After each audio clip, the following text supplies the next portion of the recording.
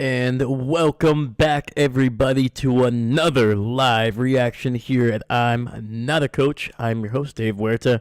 Thank you so much for joining us on this Monday night playoff matchup between the Minnesota Vikings and the LA Rams here in Arizona. Obviously, this game had to be moved because of the unfortunate fires that are ravaging that southern part of California. So, please, if you can, unfortunately, I got to put a link here. If you can, try to look up the Red Cross, anything that's going to be able to help either these firefighters, these paramedics, anybody that is helping, trying to get people out, trying to get people safe. Please look into it. It's a great way to try to support some of the people in this country, or your neighbors that are struggling right now. So if you can, please donate when you can. But otherwise, please maybe have some thoughts and some great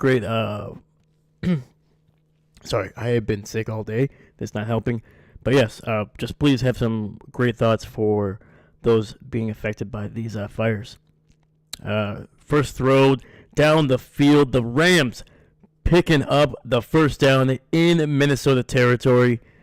And the LA Rams are showing that they are not here to mess around. They are going to try to give their fans that traveled all the way from LA to Arizona on a bus, they're going to try to give them a show here.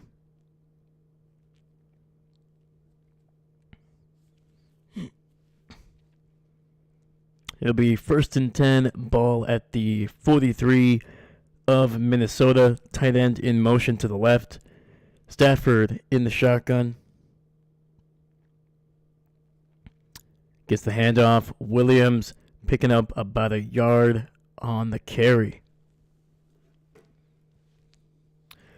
Chris Lasso, what's going on, brother? What's going on? Welcome, man. Hope you're doing well. Chris, who do you got in this game? I think I picked Minnesota a couple days ago. Hopefully, I'm wrong. Not gonna lie, but yeah, let me know who you got in this game.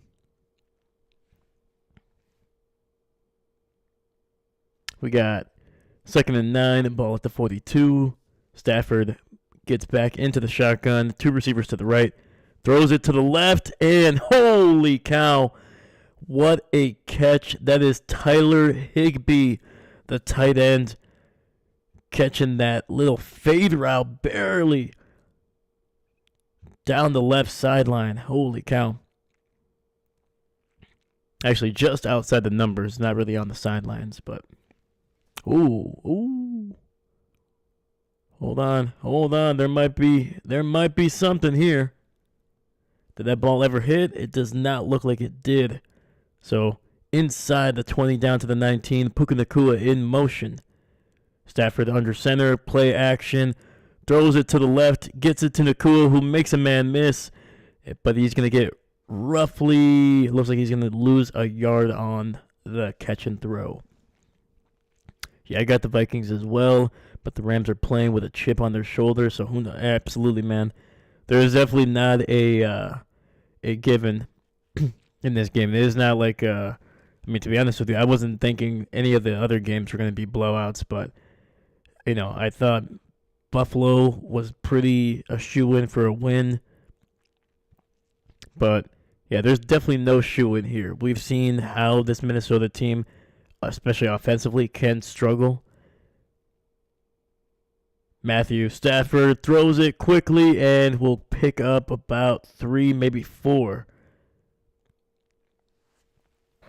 Had to get that ball out quickly. Pressure coming from the left side edge. And it'll be 3rd and 7 coming up. That was Higbee again with a nice catch. Yeah, man, the Rams, they've looked good in parts, man. They're 10 and 7, but most of those losses were very, very early in the season. They have been one of the hottest teams in the NFL. And they also beat this Minnesota team. They were the first team to knock off Minnesota. They were 5-0 heading into that game against the Rams.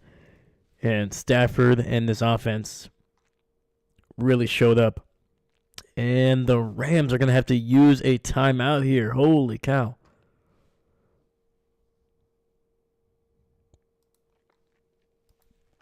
Having to burn one on the first drive.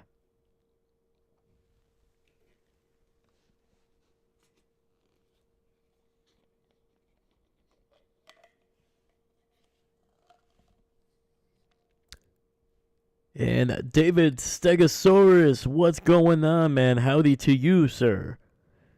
How you doing tonight, man?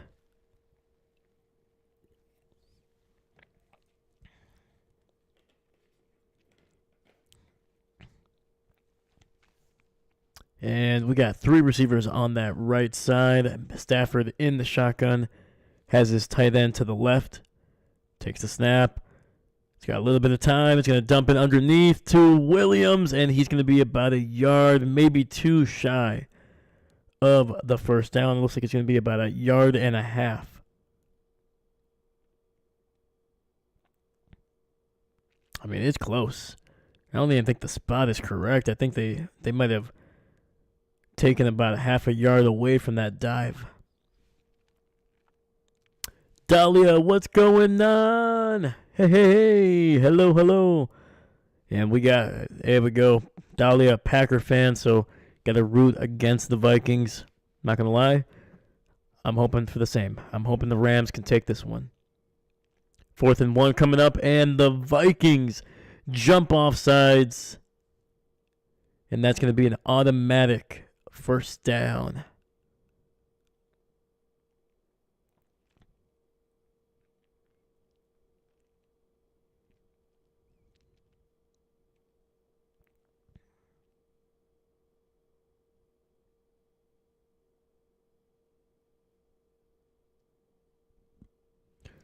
So you guys will probably notice throughout this game at least, my throat has been just destroyed since this morning. I don't know what.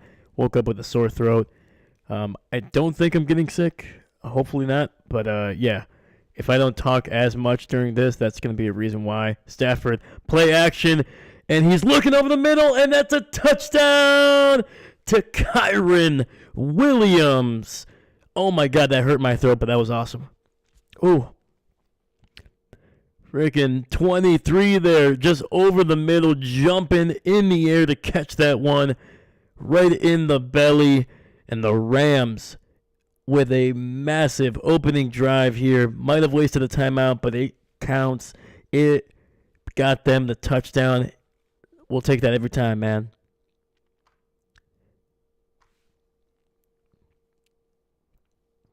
Holy macaroni. Let's go. All right, extra point is up, and it is good in the Rams. Open up the scoring, and you know what that means, man. We got a primetime game, and we got the first touchdown. And that means we got to turn on the lights.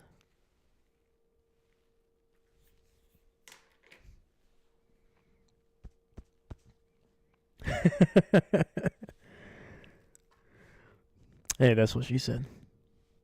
Nice. David, I salute you, sir. These last 2 days, man, you have been on a roll, my man. I like that. Oh my God, that hurt my throat, but that was awesome. Hey, man, that's what we do here. That's what we do on this channel. Probably from yelling during the Packer game, so disappointed in the last game. Absolutely. I think that's what happened, man. I think my body just gave out. It was like, no.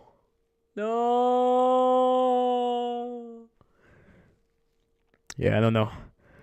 I don't know what happened, but it does not feel awesome. So I got my Gatorade here. I got some Ricola here as well. So, but does not matter, man. We'll be calling the entire game. No matter what. Yelling, barely yelling.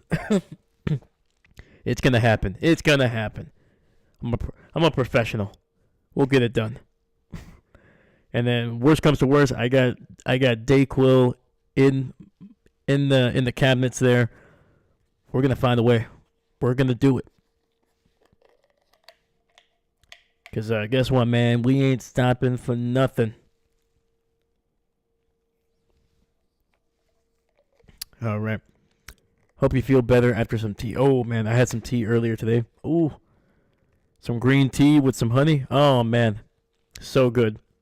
It burned so good. Oh, Jesus. Well, that's another one. I swear, these are not intentional. I wish I was that creative and on the ball. These things are just a stream of consciousness at this point.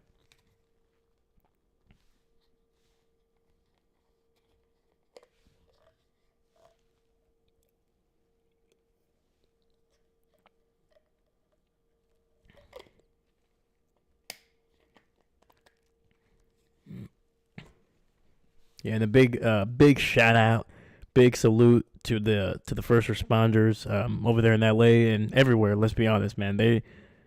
I live literally right across from a fire station. Like the amount, and trust me, like people think like, oh, that's got to be horrible to live. It's not. One, you barely hear it, and two, I mean, we need people. We need guys like that, man. Whether it's you might have lose some things here. They save so many lives, man. They save so many things, everything, man. Without those guys, without first responders, there would be so much more chaos. So, yeah, salute to those guys, man, and I hope they're staying safe as well while they're trying to rescue as many people and property as much as possible. Mostly the people, let's be honest. And it's going to be a quick run to the right, and Jones buried by this Rams defense. Loss of about 1 on the run.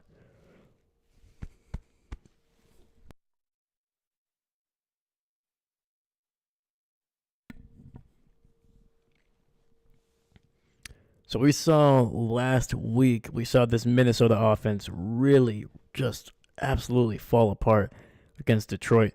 Sam Darnold just did not look like his usual self, at least this season.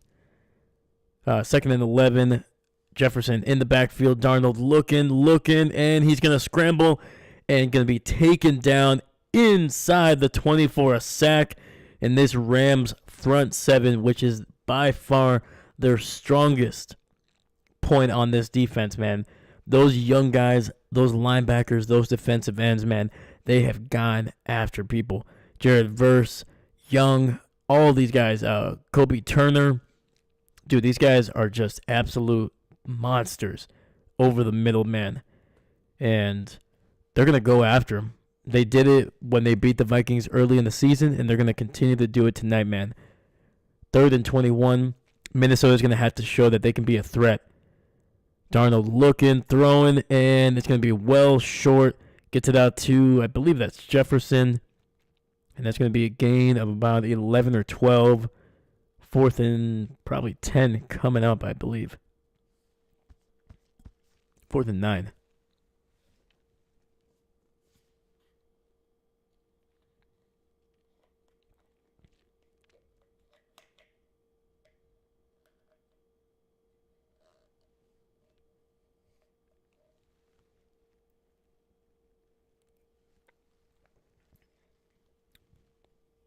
Yeah, nothing really worked for the Vikings on that one.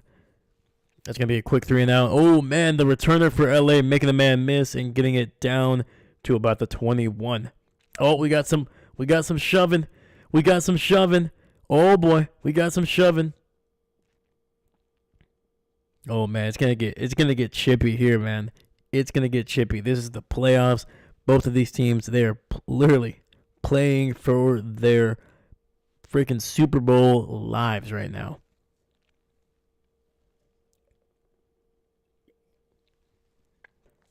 We've seen it in almost every single game, man. At some point, there's going to be a flag for something. It's going to happen. It's just how it is during the playoffs. Emotions are a little bit higher. Things get a little tighter. You know, that shove that you usually would let go. You want to respond right back, kind of show that you're here. This guy's going to be smart.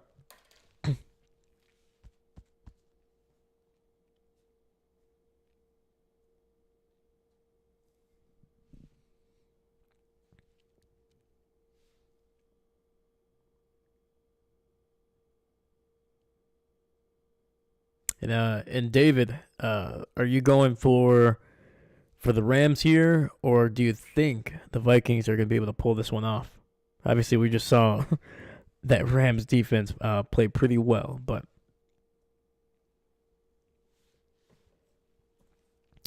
someone will boop someone's snoot too hard. Hey, you gotta be careful when you boop the snoot.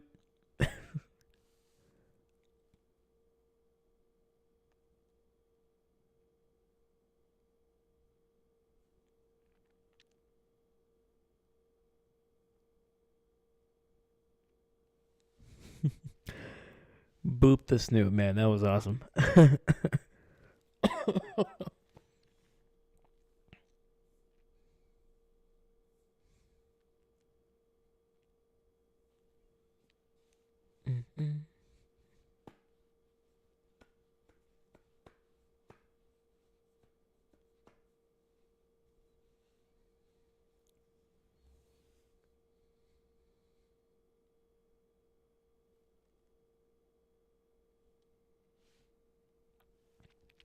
I picked the Vikings, but I am absolutely fine with the purple incarnation of Satan losing. Let's go. Yeah, I'm the same. I think the Vikings, their defense is really good. If Darnold can play even close to what he's been able to do for most of the season, and on top of that, they can establish the run with Jones, they're going to be able to wear down this Rams team.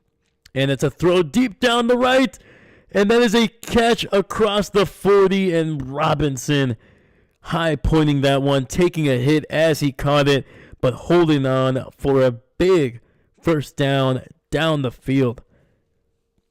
Dude, the Rams are not messing around. Little play action, and then just uncorking a great ball.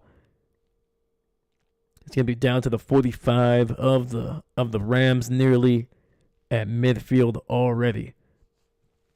Stafford under center, Puka Nacua in motion. Play action again. Gets it out to the tight end, who breaks a tackle, and that's going to be a pickup of 10. And they are in Minnesota territory on just 2 plays.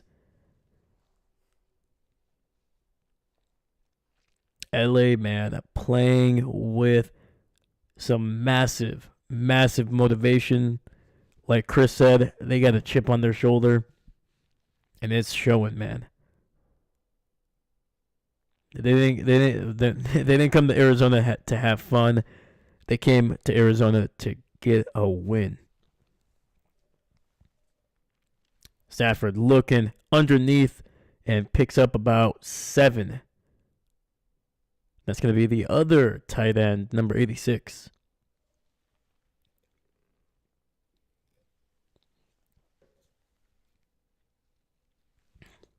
Kobe Parkinson. Parkinson actually had a really solid game against the Packers there early in the season. He was just dicing up the Packers, man. I think he had one of his best career games against Green Bay. Stafford under center, quickly getting the ball, and the play was either blown dead because of a penalty or what's going on here. And the Rams actually used their second timeout. They have burned 2 timeouts here in the first.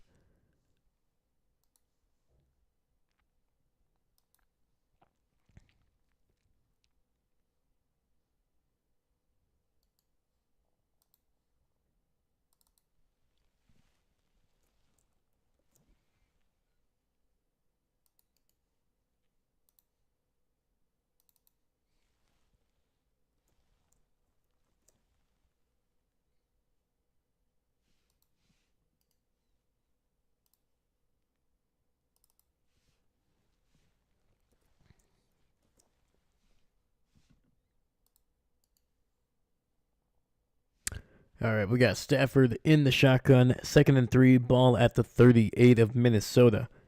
We got 2 receivers on the left, Puka Nakua in motion. Hand off to Kyron Williams, who bounces it just inside. Spin move. And he fumbles the ball, but it's picked up by Puka Nakua at the 20. Oh, my God. Woo! And the spin move nearly costing. Actually, was that a fumble? Let me see here.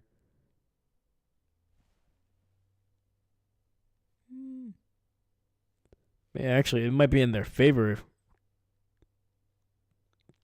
All right, so ball at the 21, 1st and 10. Nakua in motion. Stafford gets it to his tight end on the screen, has some blockers, and he keeps it going, and it's going to be a pickup of nearly 10. And we got a flag. It's going to be after the play. And I think it's going to be on the Rams.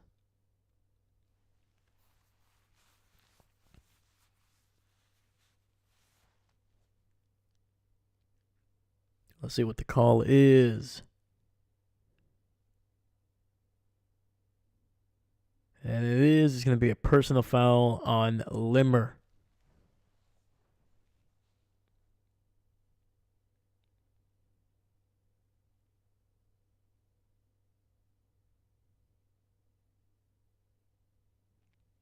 Yeah, Limmer coming in late with a big hit on Van Ginkel.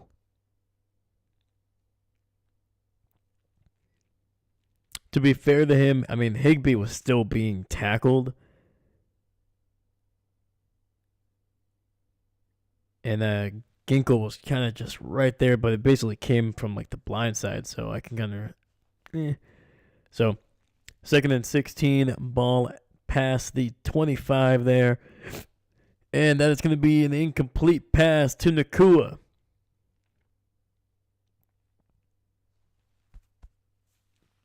So 3rd and 16 coming up.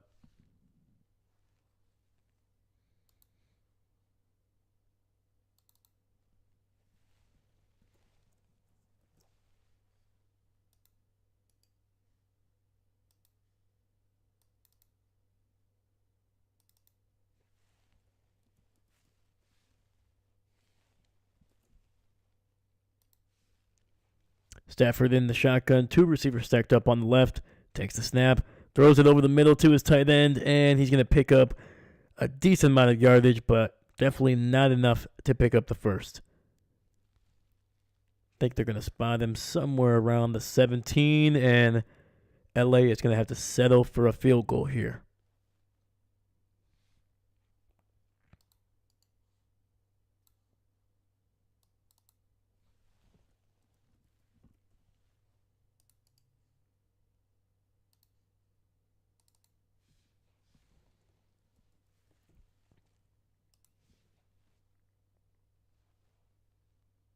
All right, we got the snap, hold, kick is good, and LA takes a 10-0 lead over the Minnesota Vikings with just over 4 minutes left in the first.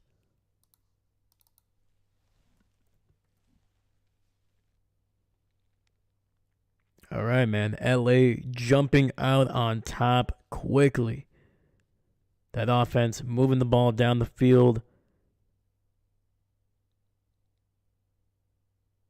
And that defense, at least on that first drive against the Minnesota offense, being able to stop the run, got a sack, and then just attacked on the 3rd down, being able to get to Jefferson after a minimal gain.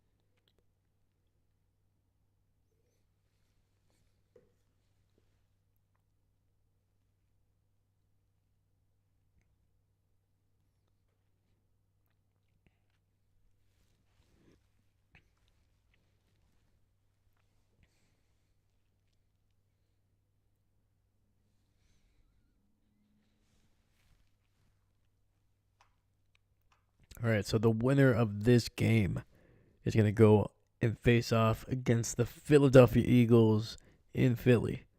So it'll be a road game for whoever wins here. It's going to be weird because even though the Rams are technically the home team, even if they win tonight, they are likely not going to be playing a single playoff game despite being division winners and getting a win. Because obviously they're in Arizona right now. If they win tonight, they have to go to Philly. The only chance that they have at being at home during the playoffs is if Washington beats Detroit and then they beat Philly. Then it would be LA versus Washington in the NFC Championship game, but that would be in LA. Who knows?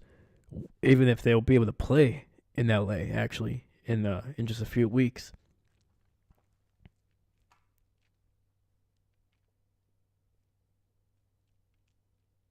So yeah, there's a there's a good chance that even if LA wins and goes all the way to the Super Bowl, there's a chance that they may not play a single snap in their home stadium in the playoffs, despite being division winners. That's wild.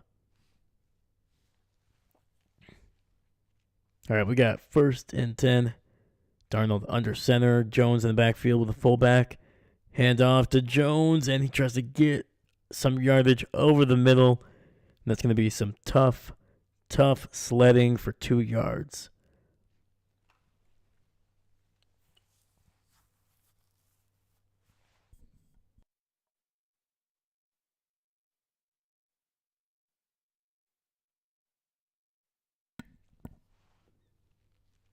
So 2nd and 7. Fakes the handoff. Darnold looking, trying to find somebody. Finds Jones underneath, and he's going to be taken down a yard shy of the first. 3rd and 1 coming up.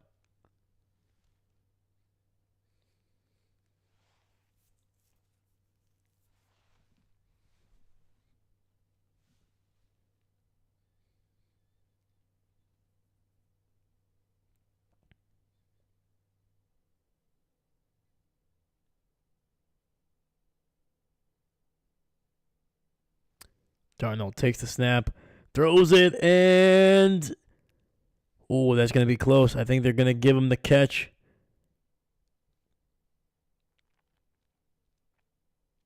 Who was that, man? Was that Naylor?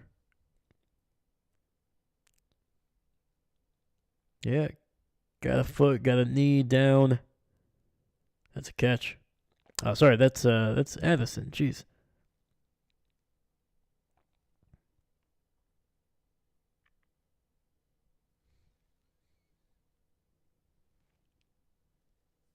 All right, ball at the 46 here. Darnold takes the snap, looking, dumping it underneath, and Cam Akers picking up some decent yardage. They are now in LA territory, down to about the 47.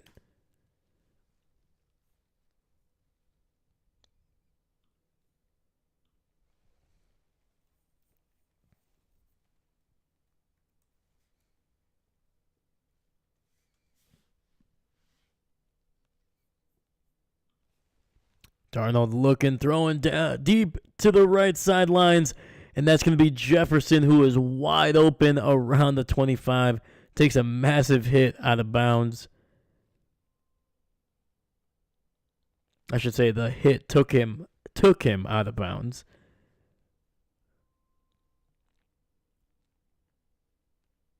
And I think he's going to be spotted somewhere around the 23. Just a nice little comeback route there by Jefferson. Great throw by Darnold. Exactly where it needed to be. 4 receiver set, 3 on the left there. Jefferson alone to the right. And Darnold goes down again. For the second time, this LA defensive line bringing them down. Kobe Turner with a huge sack.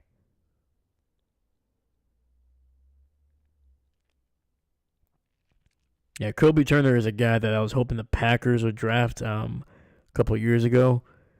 Did not happen, man. He is almost instantly has been one of the best defensive linemen in the NFL. Quick snap, 2nd and 17. Darnold, the quick throw, gets it out to Hockenson, and he's going to pick up about 6 or 7 there.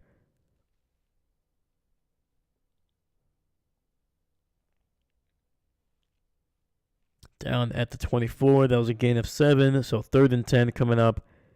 7 seconds left in the first. I don't think the Vikings are going to snap the ball here, and they do not. Trying to see if they can get the Rams to jump off sides, get some free yardage. No go. All right, we head to the second quarter with the Vikings driving and potentially on the verge of their first points of the game. But they trail 10-0.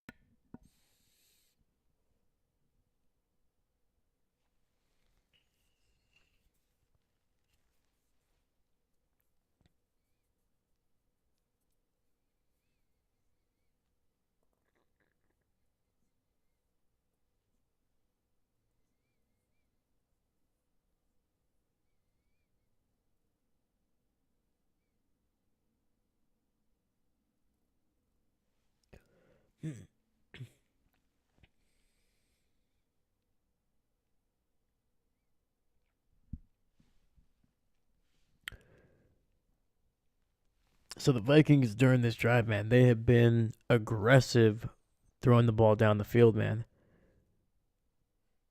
And I mean, they can't run the ball right now with Jones. I think he's ran the ball 2 or 3 times.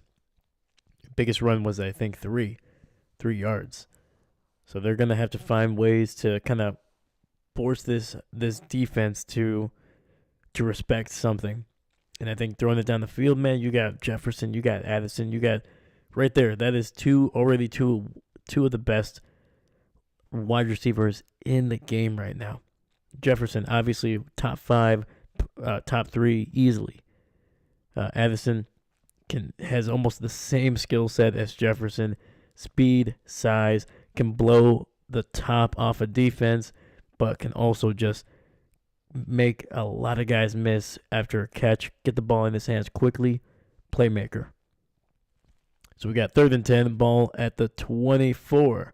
Darnold takes the snap, pressured, and is going to dump it underneath to Jefferson, and he's going to come up just shy. It'll be 4th and about 3 for the Vikings.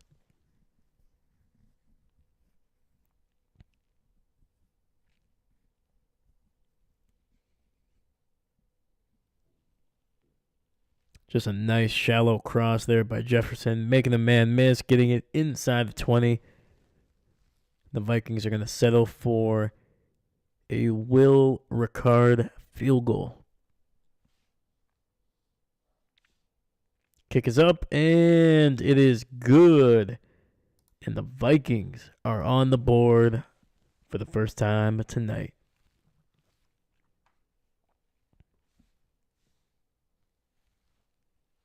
(14-17) in the second.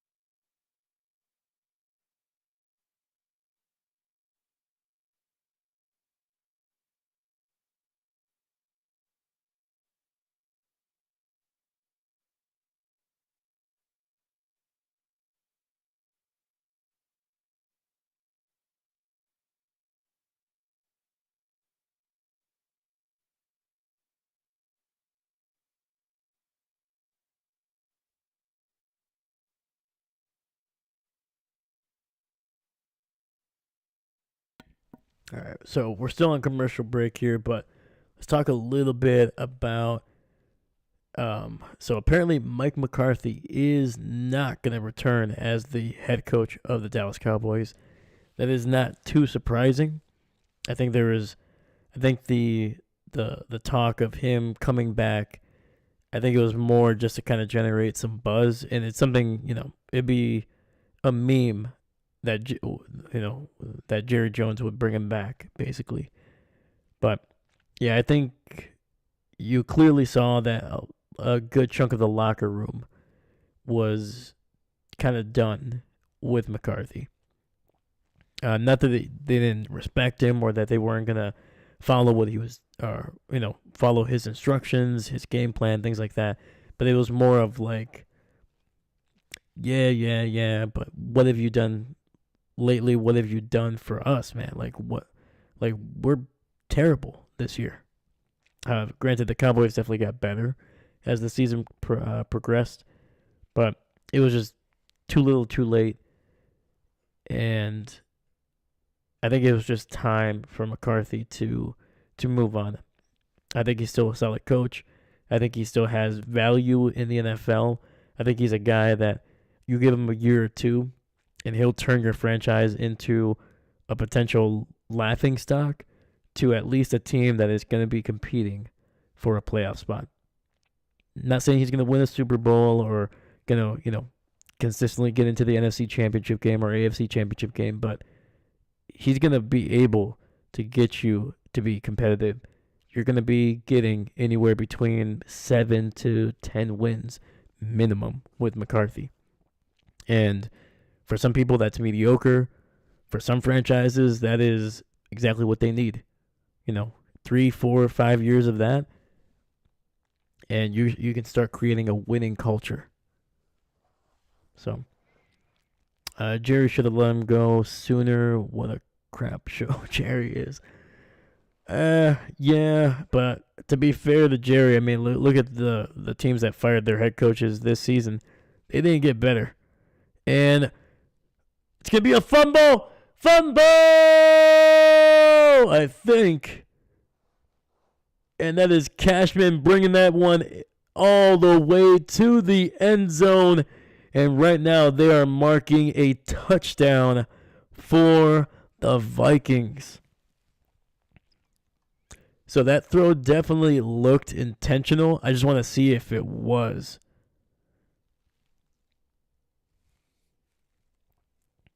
Okay, so Stafford definitely threw that one. So it'll likely be an incomplete pass, but there's probably going to be a penalty for intentional grounding.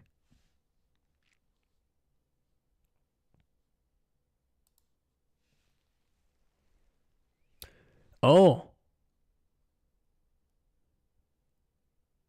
And the referees convene and they are calling it a touchdown.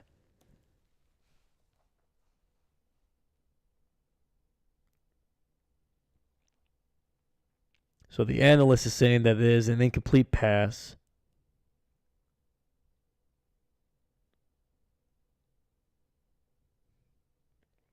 And they're saying it should be intentional grounding on Stafford.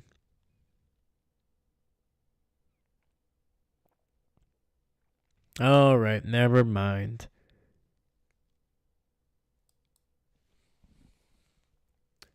Take the touchdown off the board. They've reviewed it very quickly, which is very nice. That's a nice change of pace. Glad that they could kind of get it going.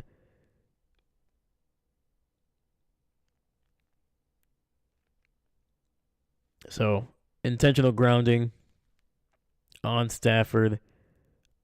The game clock was all of a sudden at 4:14. I was like, holy cow, man, this second quarter flew by.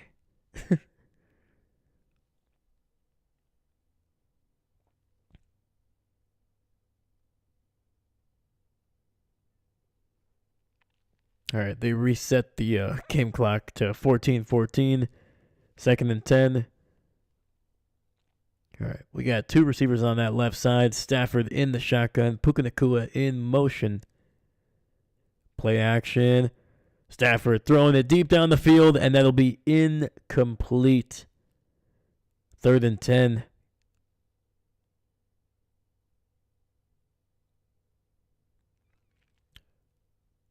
And O'Connell is hot right now, man. He is cussing up a storm down at the referees right now.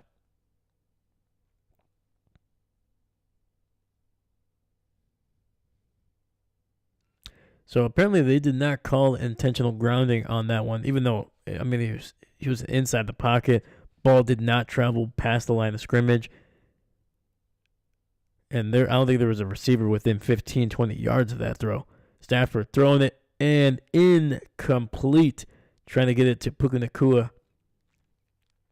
And the Vikings defense says, "All right, you're not gonna give them a penalty. Fine, we'll just play really, really good coverage."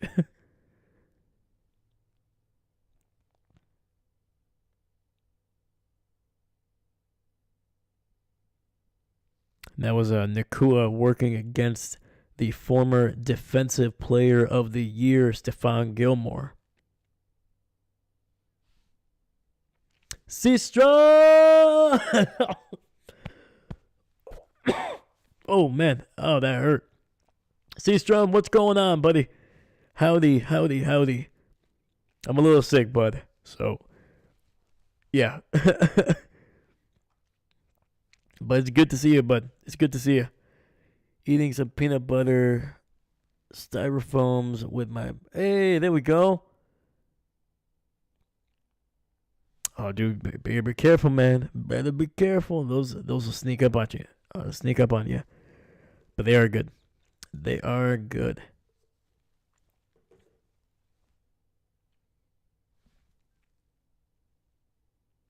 Heck yeah, man. Let's go. It's good to hear, man. Seastrom, who do you got in this game? Who you picking? Who do you want to win, or who do you think is going to win? Oh, man.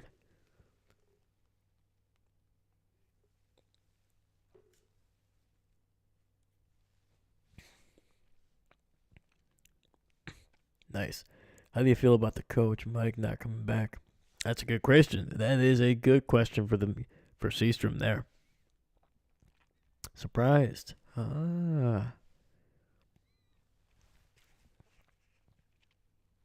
Yeah, like I know the two teams that are in talks to potentially hire McCarthy are the Saints and the Bears. And McCarthy was the offensive coordinator for the Saints in the early 2000s. He spent a season in Green Bay as the quarterbacks coach under Ray Rhodes. He got fired. That was in 1999. And then from 2000 until 2004, he was the offensive coordinator for the Saints.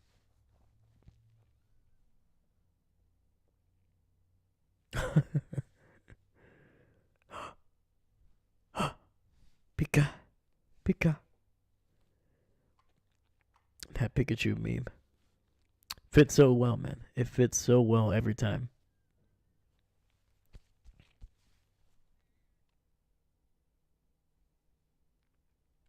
I hope we don't end up missing him come next year or 2026. Yeah, like I said, McCarthy is he's that coach that you want when you've been a pretty bad franchise for a while. He's going to get you within a season or two. He's going to get you playing and being competitive, for the playoffs. Once he gets to the playoffs, and Jones over the middle, breaking a big one, and that's going to be a gain of 13 for the former Minnesota Viking.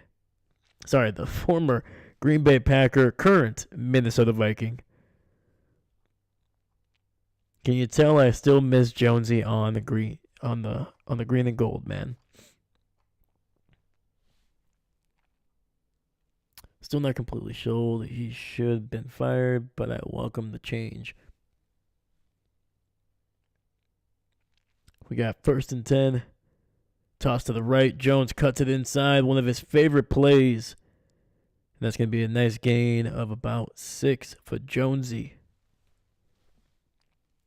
Hopefully we can turn things around offensively. Maybe the defense. We're certainly at pieces, just inability to do anything with the roster we have. That is fair. That is fair.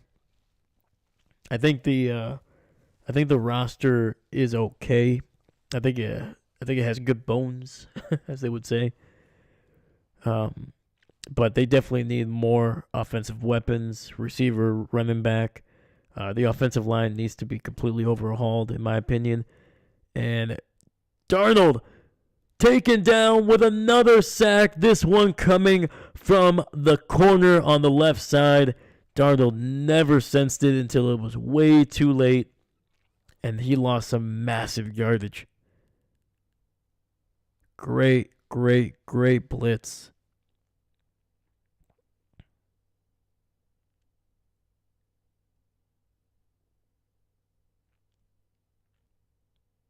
That was number 14, Durant. Now it's 3rd and 15 for Minnesota.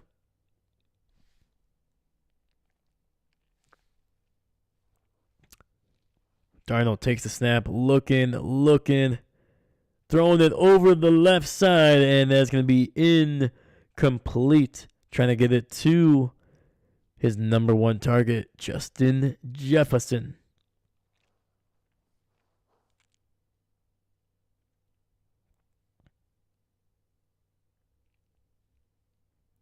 Ball was nearly picked off, too.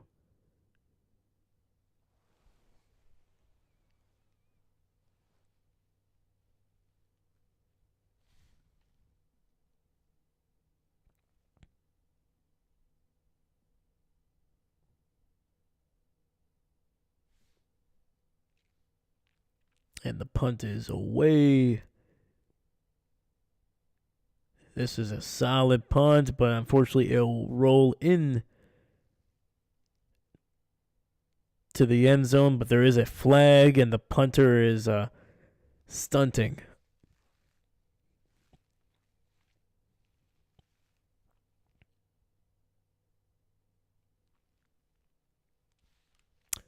Really? Okay, I can see it now. Yeah. Okay, I can see it.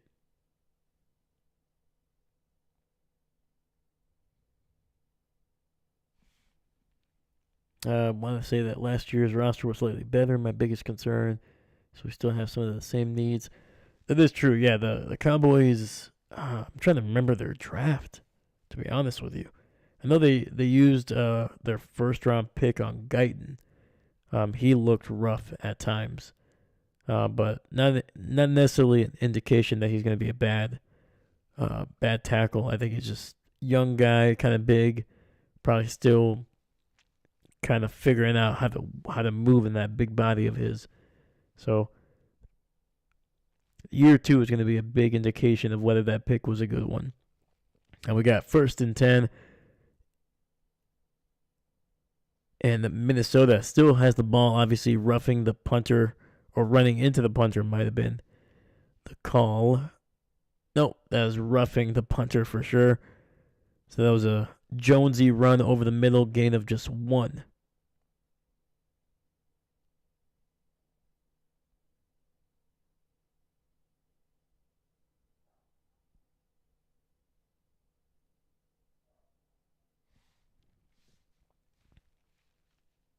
So we got 2nd and 8. 3 receivers bunched up on that left side. Darnold looking, throwing, gets it out to Jefferson, but he is tackled right at the line of scrimmage.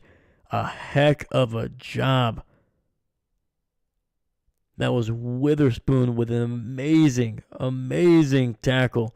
Getting around the receiver, getting around the block, and then just taking down Jefferson. Literally shoestring tackle.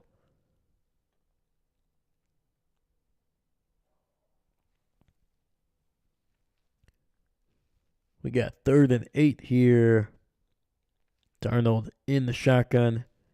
Receiver in motion to the right. He's got time. It throws the ball. He's intercepted.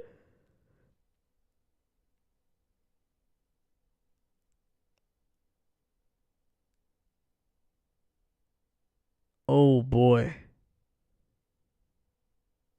Oh boy. And that is Durant, who already has a sack on Darnold.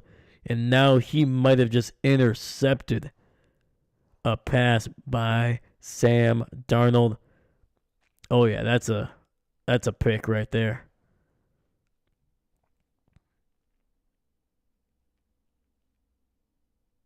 I mean, it was so perfectly thrown to Durant that I think it was Addison. Addison basically he basically turned into the corner, trying to bat that one away. Oh man, it has been a tough stretch for Sam Darnold, man.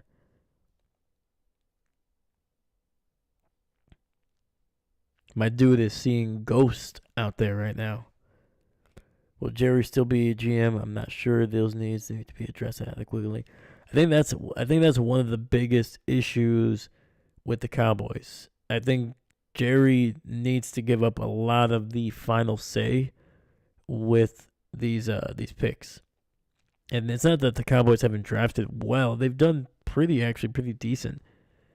But I think it's more of just the ability to, like trading away a fourth round pick for, I'm sorry, a receiver that was so bad on a really really bad team, the Carolina Panthers. Mingo, like he wasn't on the field because he was too good or just refused to play. It's because the Panthers, one, they couldn't figure out how to use him, but also he wasn't good. He wasn't good enough to be on the field. And then you trade a early day 3 pick for him, and he did nothing. Like, those are the decisions I don't understand. Whether Jerry made that one or somebody else, I have no idea. But I mean, Jerry is the acting GM right now, so he had to have, obviously, and he's also the owner, so he had to approve um, that decision. That was not a good one. I heard someone say Jerry just wanted attention on the team, not concerned with getting more Super Bowls.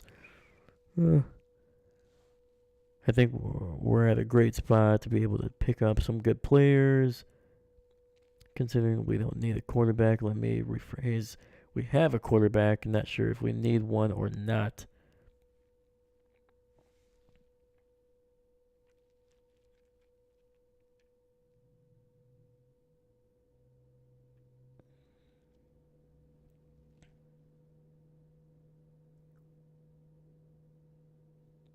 I think. Ooh. So one thing to look out for. I don't think it would have affected the throw because I think the ball was already out of his hands. Stafford looking, finding his running back, nice little outlet.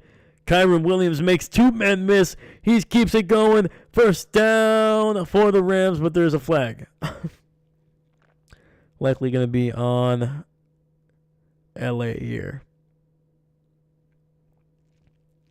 But Darnold, when that ball released, his forearm just slammed into one of his offensive linemen. And you can tell immediately, like, there was a shot of pain on Darnold's face. So we'll see how that goes. Something definitely to look out for. We got 1st and 20 now for LA after the holding penalty. Ball is at the 32. Rams in the shotgun. 3 receivers on that right side. Puka Nacua in motion to the left. Stafford avoiding pressure and nearly able to connect with his number 1 target, Nacua. It was a tight window, but unable to haul it in.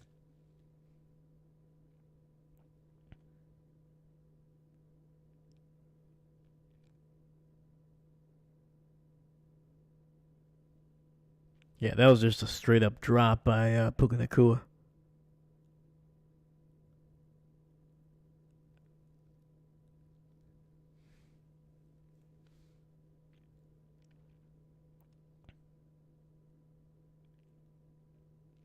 And nice little run there by Kyron. picking up about 5 yards, but it's going to be third and still very long.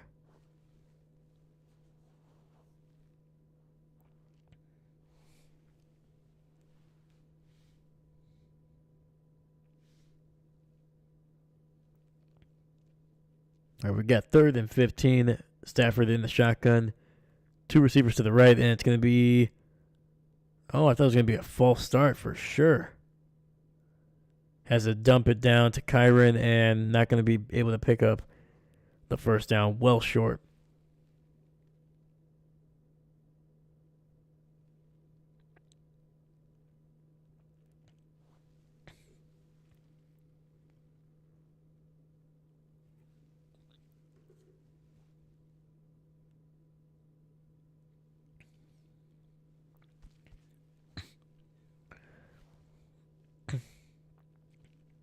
Punt is away, and it's going to be downed at around the 10. But Seastrom, I think Dak, he's a good quarterback. He can get you to a Super Bowl. I think it's just a lot of the play calling has been very odd during his tenure. Like Jason Garrett, I don't think anybody's gonna mix up Jason Garrett with one of the best coaches of all time. Like he was just an okay head coach. I think McCarthy is a better head coach, and I think you've seen that over the last 5 years, where the basement for McCarthy is typically near the ceiling where Jason Garrett was, typically. But yeah. Back to the Vikings. Who are you rooting for? Who am I? I am hoping the Rams can get a win, but I'm afraid that the Vikings are going to be able to steal one here.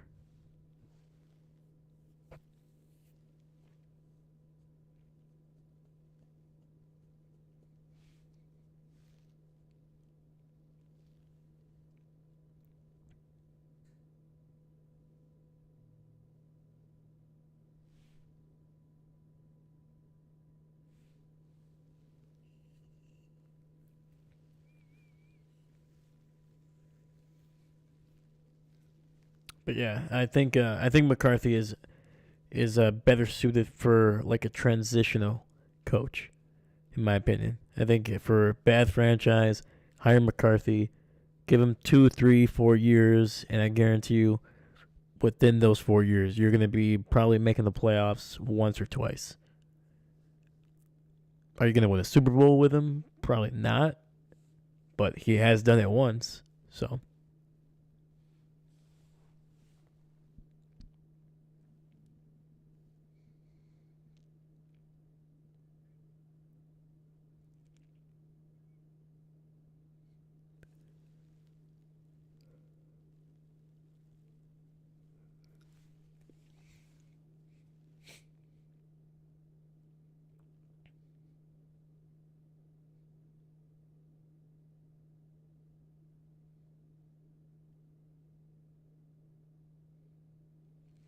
Minnesota nearly blocking that punt, man. Hill able to get to there, but he just unable to kind of veer into the right lane. Darnold, play action, gets it out quickly to his receiver, who's taken down after just a 1 yard gain. And that was the corner there, Lake, reading that one perfectly. I'll be honest, Seastrom, I'll be honest, at this point, I have no clue who we're getting. I have heavily doubt it's either Belichick or Sanders. If I'm Dallas, to be honest with you, I'm going for one of the coordinators in Detroit, specifically the offensive coordinator. Like I said, I like offensive coordinators as head coach. And it's going to be a nice little handoff and decent run there. I don't think is that Cam Akers? No, it's not Jones.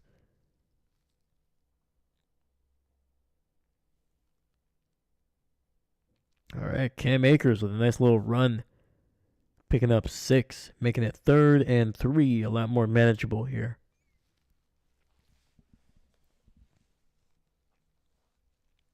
But yeah, if I'm Dallas, I go offensive mind. I don't think Dion is the right answer. I wouldn't pick him. I wouldn't pick Belichick either.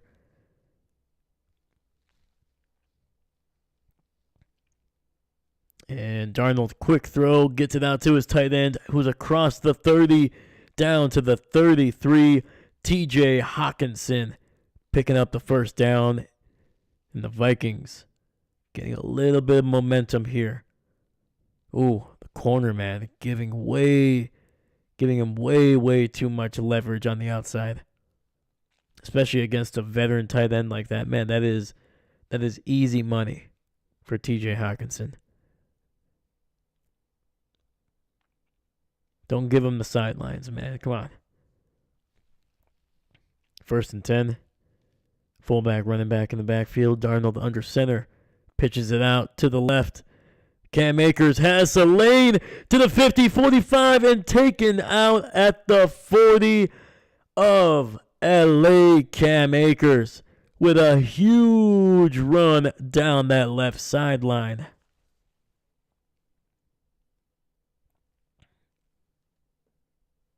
Let's see, that was a pickup of 5, 10, 15, 20, 25 plus yards on the ground.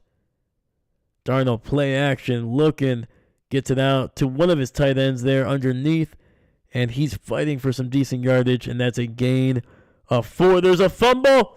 Fumble! It's LA's ball. Oh, no.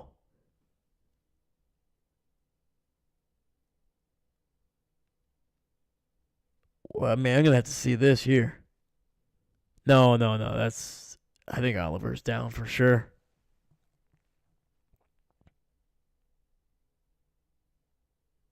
No, he's down. They're going to review this, and they're going to come back.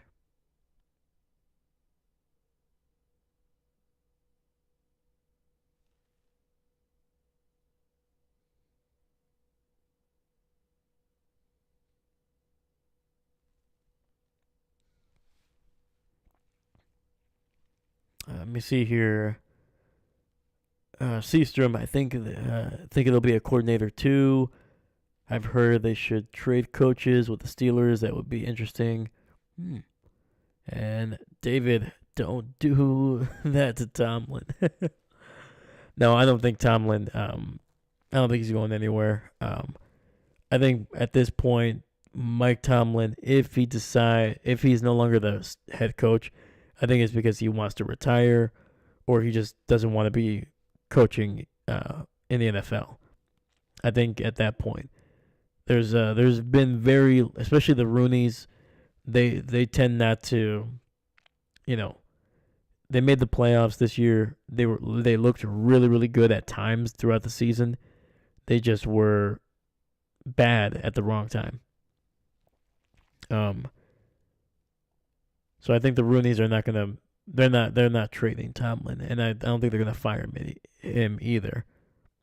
I think it's until basically they start seeing, that the team is no longer responding, start getting some losing seasons. That's when I think they'll move on from Tomlin. But not after a 10-7 season with Russell Wilson, Justin Fields made the playoffs, had a chance to win the division. So,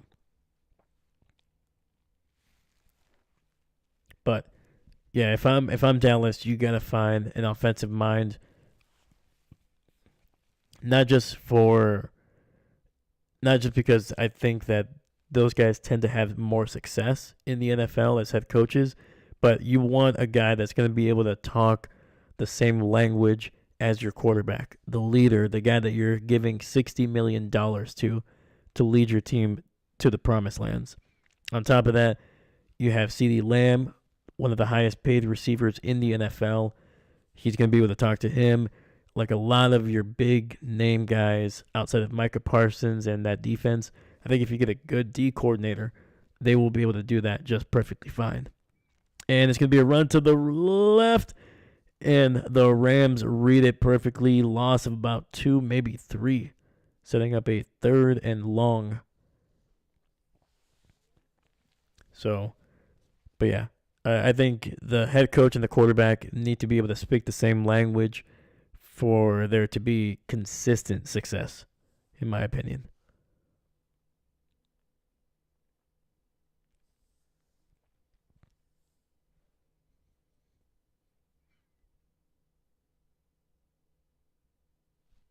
So we got 3rd and 7, 3 receivers on the right side. Darnold in the shotgun, clock running low, and taking a hit. He fumbles the ball to the 50, 45, 40, 30, 25, 20, 10, 15. Touchdown! My throat hurts, but it's a touchdown for the Rams. 4:35. The Vikings snapped the ball so quickly because the play clock was running down. The protection was not there. Darnold takes a blindside hit, fumbles the ball, and it is picked up by the Rams and scooped and scored in an absolute disaster.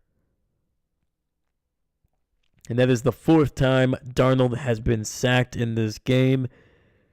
And the 4th time was the breaking point.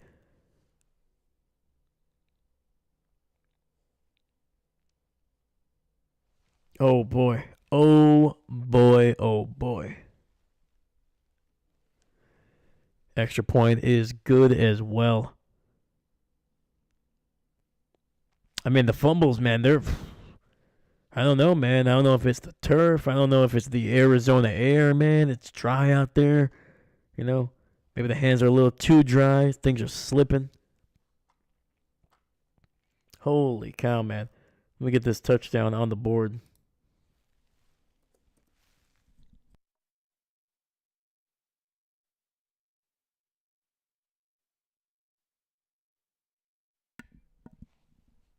And it is not looking good for the Vikings right now. Jared Verse somersaulting into the end zone for a touchdown.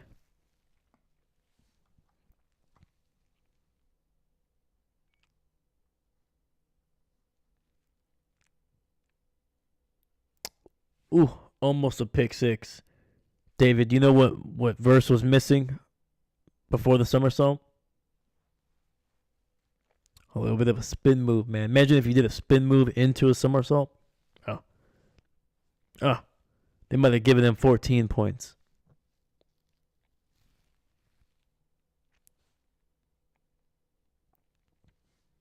And the kick is out the back of the end zone. Minnesota will get the ball back here at the 30 after the incredible strip sack by Witherspoon and the scoop and score by Jared Verse.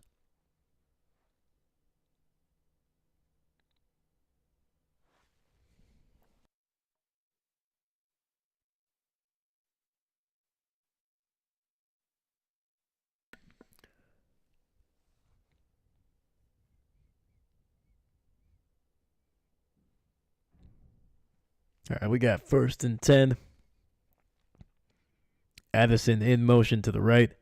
Jones in the backfield alone. Handoff to Jonesy. And he's going to pick up about 3, maybe 4 on the carry.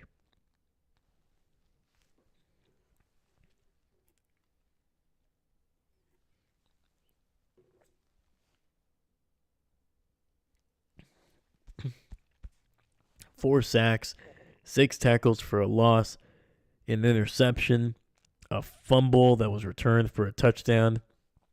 Rams defense is freaking cooking tonight.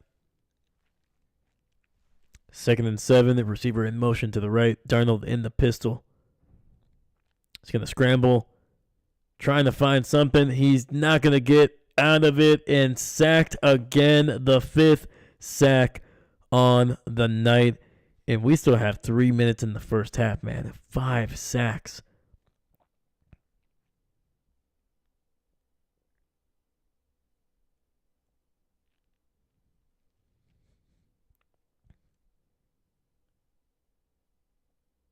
Whew.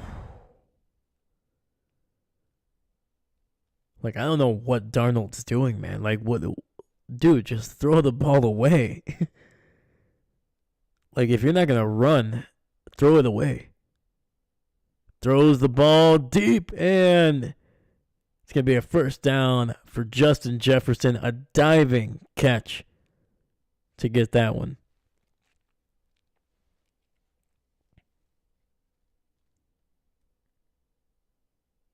It was a third and about 15, it looked like. Picking up just the right amount. Holy cow. That was a nice catch.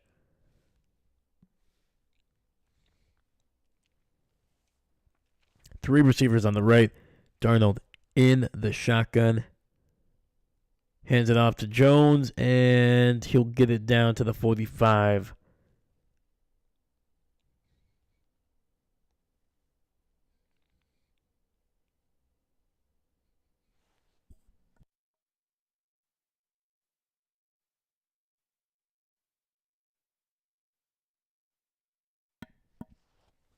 All right, we're 6 seconds away from the 2-minute warning. We'll see if Minnesota snaps the ball before then, and they do not.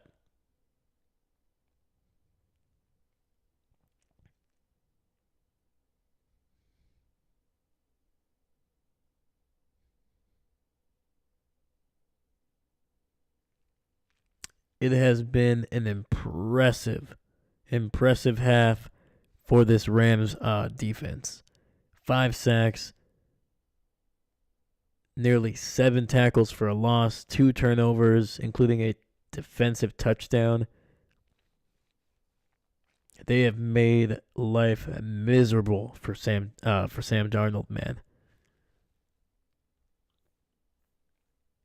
Like, Sam looks like he's playing back in New York. It does not look good.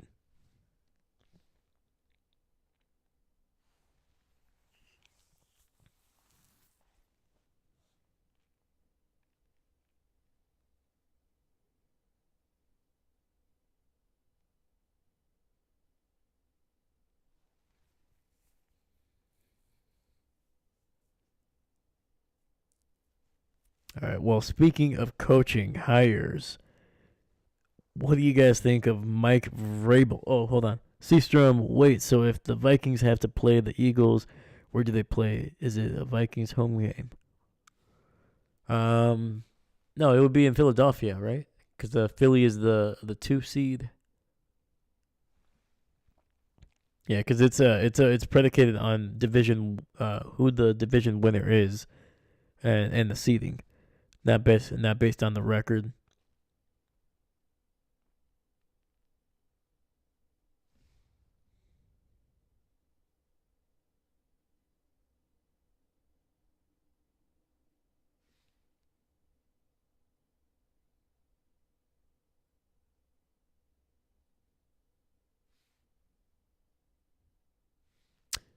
Philly.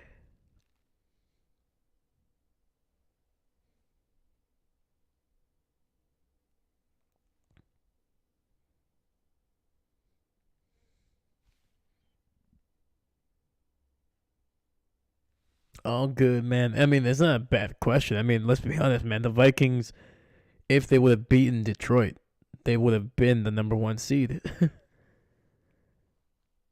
And I mean, technically, Minnesota did finish with a better, basically the same record. I think they're both 14-3. So, no. That was a pretty good question because like I said, Minnesota was in line to be the number 1 seed. So we got 3 receivers on the right. Darnold dumping it underneath to Jones, who ends up dropping that one, and that'll be 3rd and 7. Jones holding his left knee there just for a bit, and he is going to be hobbling back to the huddle here.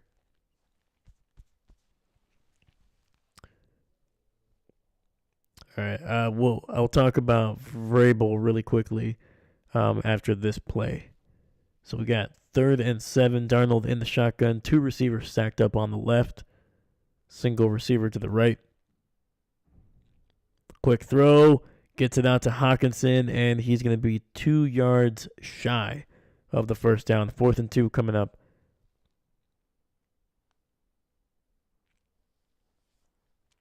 Looks like Minnesota's actually going to go for it, so we'll keep it. We'll keep talking about this one here. Darnold in the shotgun. 2 receivers stacked up on the left. Looking, pressured, sacked is Sam Darnold on 4th and 2. And this Rams defense is absolutely devouring this offense, man. Holy cow. 6 sacks in the first half, and they just set up the Rams offense with a great opportunity in Vikings territory to pick up some more points before this half ends. Dude, this is a disaster of a half. And once again, I don't know what Sam Darnold is doing. Just throw the ball away. Like, I know it's 4th and 2. If you're not going to throw it away, throw it up and give your guy a chance. What is going on here? So 1st and 10. It's going to be a nice little handoff to Kyron on the left side. He's going to pick up some decent yardage and gains 9. And they are already in field goal range. Clock is running 1:15. Puka Nacua limping off the field. Holy cow. Moo. Oh, that hurt. That was a mistake. And we have a Minnesota player down on the ground.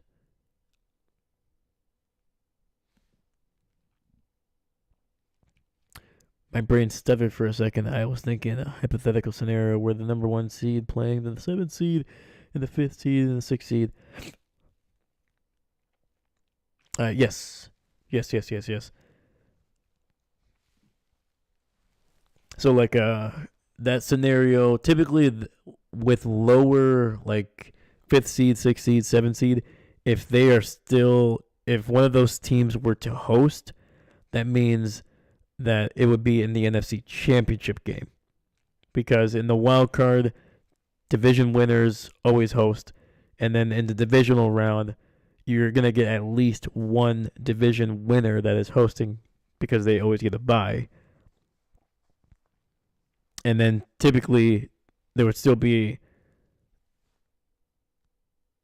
a division winner that would host because the lowest seed that won in the wild card has to go up against the number 1 seed. So, yeah, that's kind of basically the scenario. But yeah, the only time that like if the 5th seed and the 6th seed were to meet, it would probably be somewhere in the NFC Championship game. But yeah, the highest seed always hosts, no matter what. It's going to be a run. Williams picking up a gain of 5, and the clock keeps rolling.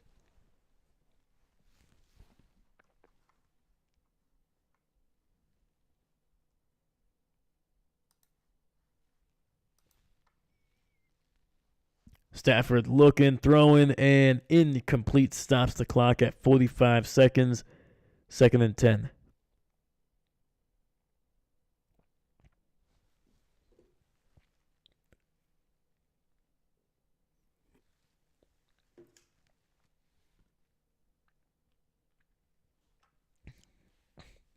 Yes. Yep.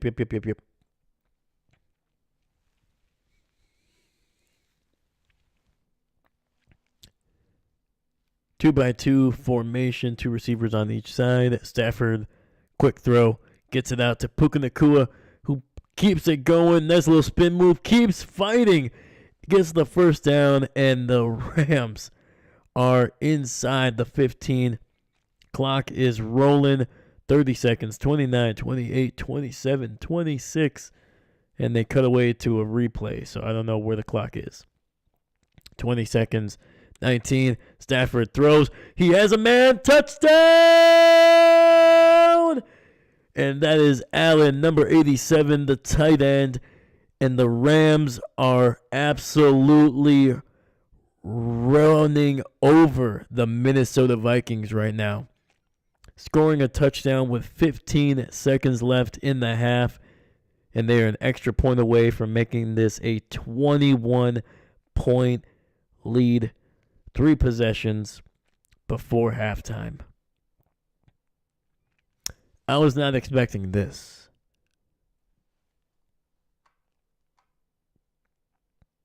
Wow. Wow. Extra point is up and good. With 15 seconds left in the first half, it is the Vikings 3, the LA Rams 24, representing LA well tonight. Holy cow, man. Wow. Nice first down. Seastrom, absolutely. Seastrom, touchdown. And Dahlia, another TD. That is correct. And another one.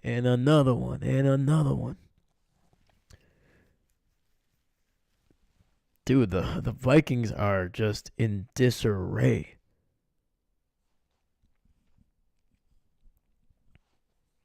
Like, it's one thing if the offense has been struggling, they've been getting sacked, they've been getting turnovers, but now the defense just like a hot knife through butter, man. No resistance.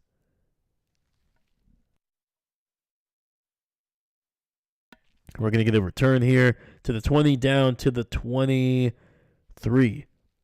11 seconds left. I mean, if you're Minnesota, you just probably just take a knee at this point.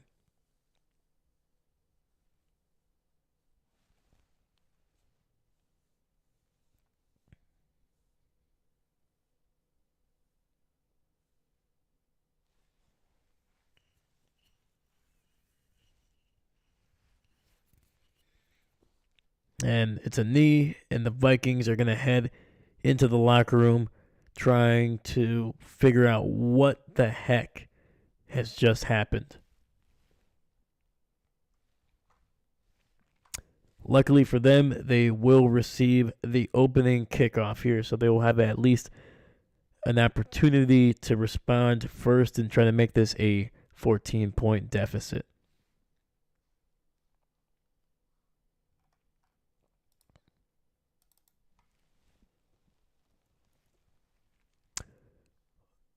Holy cow, man. First off, my throat is absolutely destroyed, but that's okay. Before the third quarter starts, I'm definitely going to have to hit some of that Dayquil to try to take the edge off of this. But just a wild, like, last 5 minutes of that game. The fumble, the return for a touchdown. The Vikings looked like they were kind of driving down the field, and then the weird decision to not necessarily go for it on 4th and 2. You had to kind of do that to get some momentum. And like I said, 2 yards, you should be able to get it.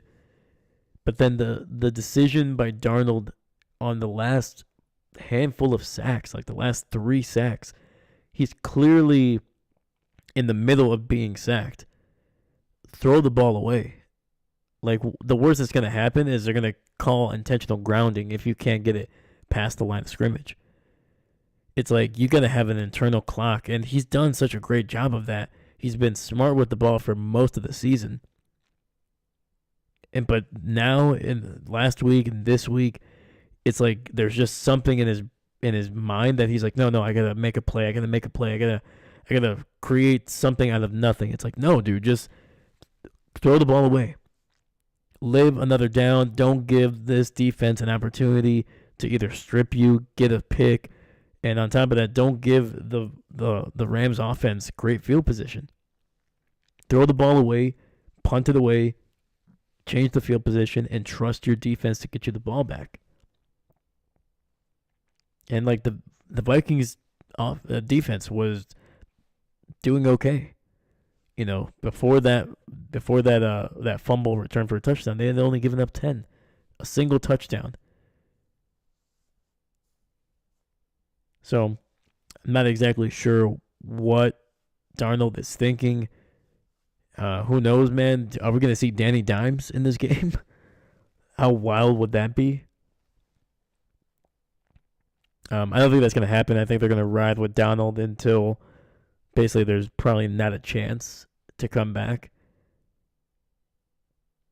But it would be wild to see Daniel Jones come in here. But yeah, I'm very confused by the way Darnold is playing.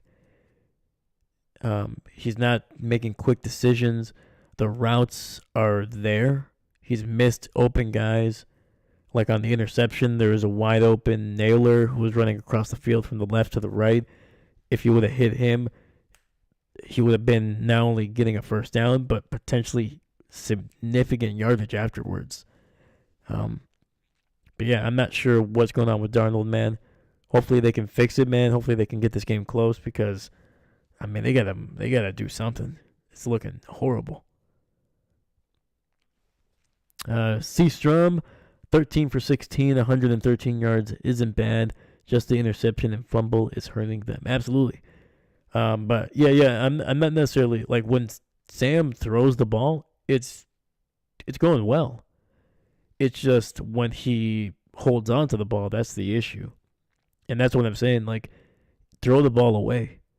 Either that or get it out to your guy underneath. Like, there's always outlets. There's either a tight end or a running back, and get it out. Whether he gets back to the line of scrimmage or gets a yard, at least it's better than losing 10 yards on a sack.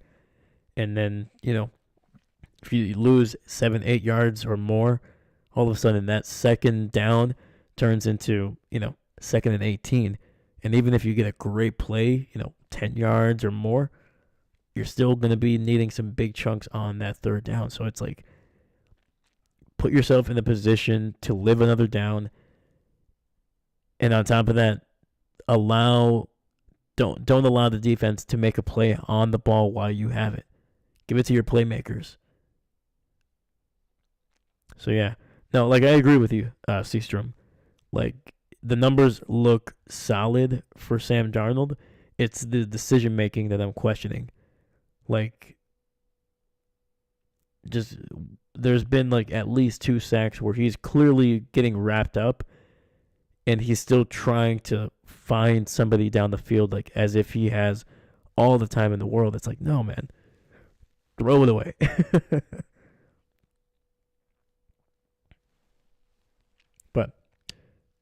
But interesting.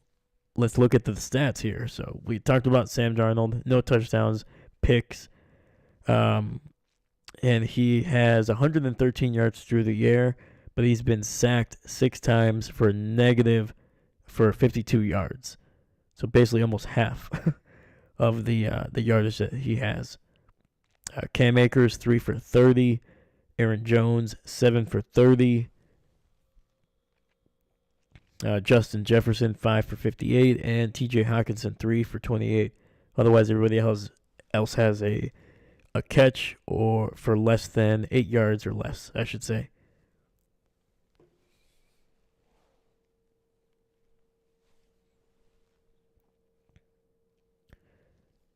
Let me see here.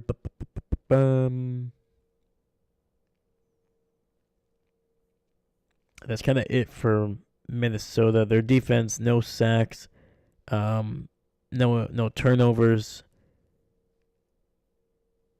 Stafford, 14 for 20, 154, 2 touchdowns, no interceptions, has not been sacked at all, even though there should have been a intentional grounding for that throw. Kyron Williams, 5 for 37, averaging nearly 7.5 yards per carry. That's something that the Rams are definitely going to notice and probably going to be handing it off to Kyron a lot more in the second half. Tyler Higbee, 5 for 58.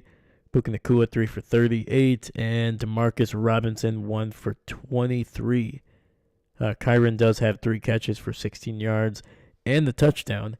And then you got Davis Allen with 1 for 13 and the touchdown to end the half.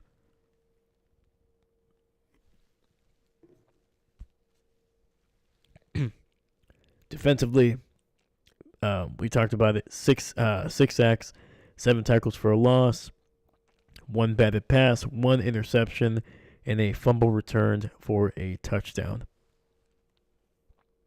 So it's the offense for the Rams doesn't have crazy numbers, but their defense, but one mistake-free football for the Rams offense.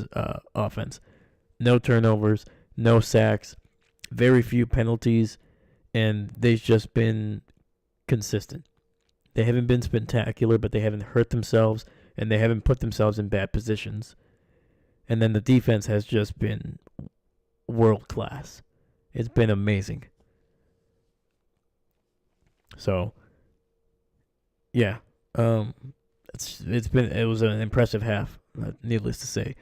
What do the Rams need to do to finish off this game? Stafford just continue to play clean football. Doesn't need to be anything spectacular in the second half. Just don't turn it over. And Kyron Williams probably just needs 10 to 15 carries in the second half, and they'll probably be enough to salt this game away, eat up the clock, and yeah. The Rams defense just continue to put pressure. Just continue to put pressure. Even if you don't get another sack, as long as you can make Darnold uncomfortable, you're probably going to get at least a couple more chances at a turnover. Stegosaurus and a partridge in a pear tree. Yeah. Basically, yeah. That's basically what it's been for the defense of the Rams, man. They've just been, it's just a list of great plays and dominant performance. For the Vikings, Darnold, just throw the ball, man. Throw the ball. At this point, you're down 21 points. Be smart with the ball. Don't just chuck it into double, triple coverage. But, if you like your matchup, one-on-one, Jefferson, Addison, throw it up. See what happens. Because right now, you're completing your passes, man, and you're getting decent yardage. You're averaging over 7 yards per attempt. But when you're holding on to the ball for 3, 4, 5, 6 seconds, it's typically not going to end well. And this clearly your offensive line is not prepared for this dominant front seven. So get the ball out quickly, get it into your hands of your playmakers, and on top of that, try to run the ball, at least in the third quarter. Get the ball to Cam Akers. He's averaging 10 yards per carry. Jones, he's averaging over 4. The best thing you can do is get the ball out of Sam's hands and into somebody else's. Doesn't mean you bench him, but you got to get him to get the ball out quickly. For the defense of Minnesota, I think they've been okay. The biggest thing is they haven't been able to really force a whole lot of pressure on Stafford. And I think if you do, Stafford will give you one. He'll give you a catch or a chance at an interception, or like we saw, almost a fumble on nearly getting sacked there. So yeah, Stafford, he's gonna want to force the ball. That's just in his nature. He's an old man at this point. Guy's been around for a long time. We know his habits. He's a gunslinger. He likes to throw the ball down the field. So you got to put pressure on him and force him into maybe a throw that he thinks he can kind of get away with. So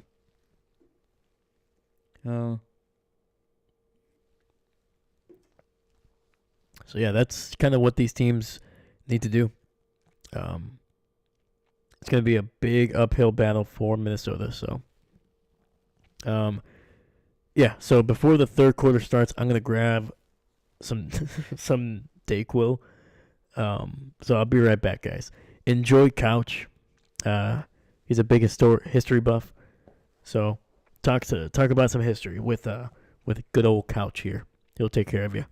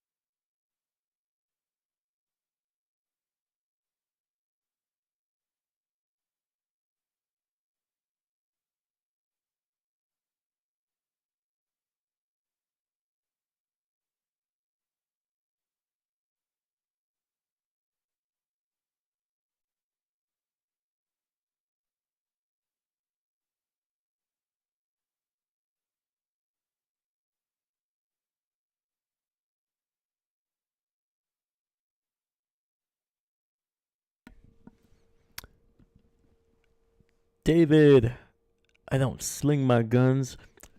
I'm just saying, man. Just saying, sling them and deal them. All right, we're back here in the third. And the kick is going to get into the end zone, and the Vikings will down it. Getting the ball at the 30.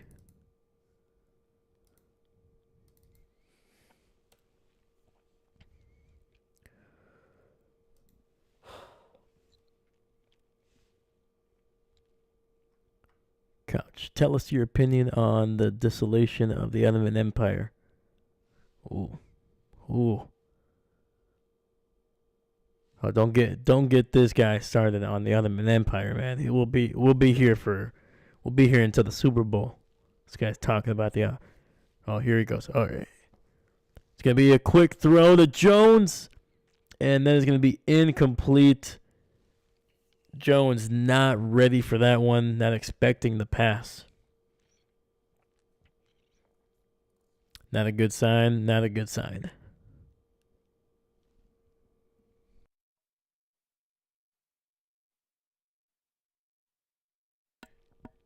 Darnold in the shotgun. Two receivers to his right. Looking, throwing, takes a hit, and he finds Jordan Addison across the 45.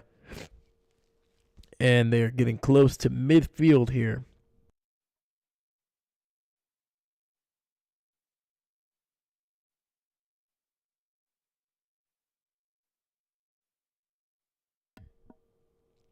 I mean, he is lucky that thing is not picked off. All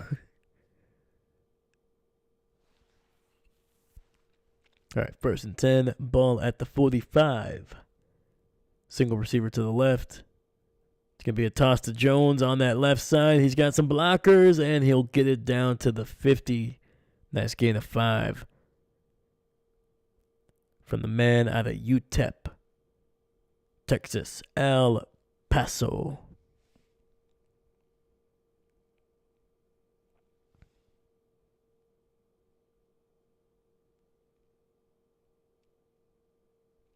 And Darnold dropping back. And he's going to dump it underneath. And they'll be incomplete, trying to get it to Munt, the tight end.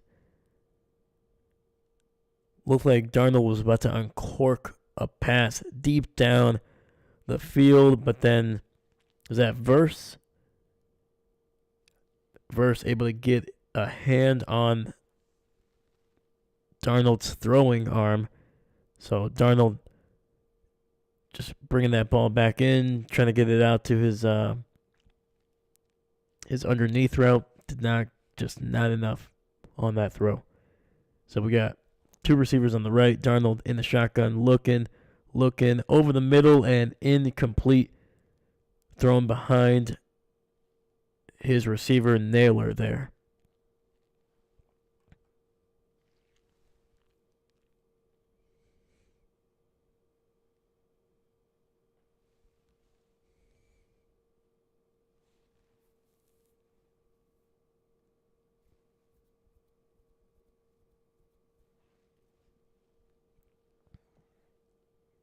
And unfortunately for Minnesota, they're going to have to punt this one away.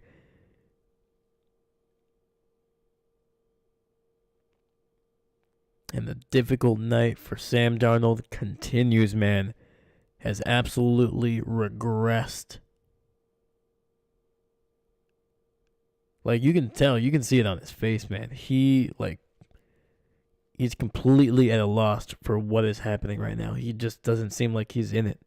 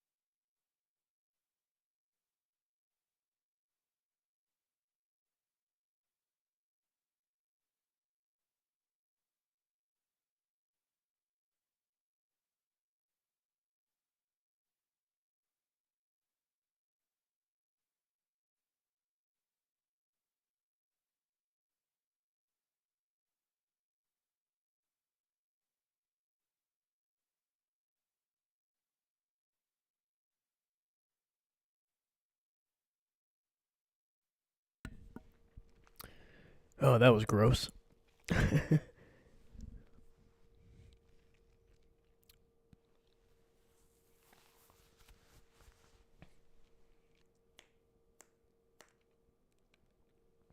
All right. So the Rams will get the ball here. I think it's going to be just around the 15, based on kind of where the ref was heading towards before they went to commercial break.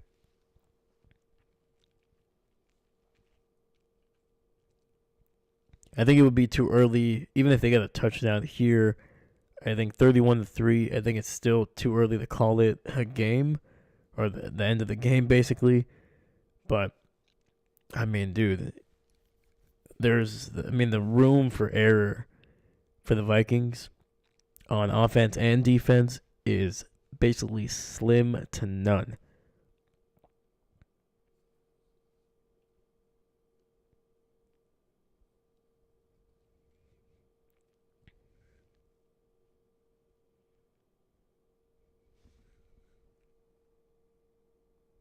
Sorry to say, I might head out early and get some sleep. Have a good one. Seastrom, all good, my dude. All good. Yeah, it doesn't seem like this game but doesn't have a whole lot of potential to stay close, so I don't blame you, man. But hey, thank you so much for popping in here, man. If you're sticking around for a little bit, let me know. Otherwise, if you're heading out now, man, have a great one, dude, and I'll catch you next week.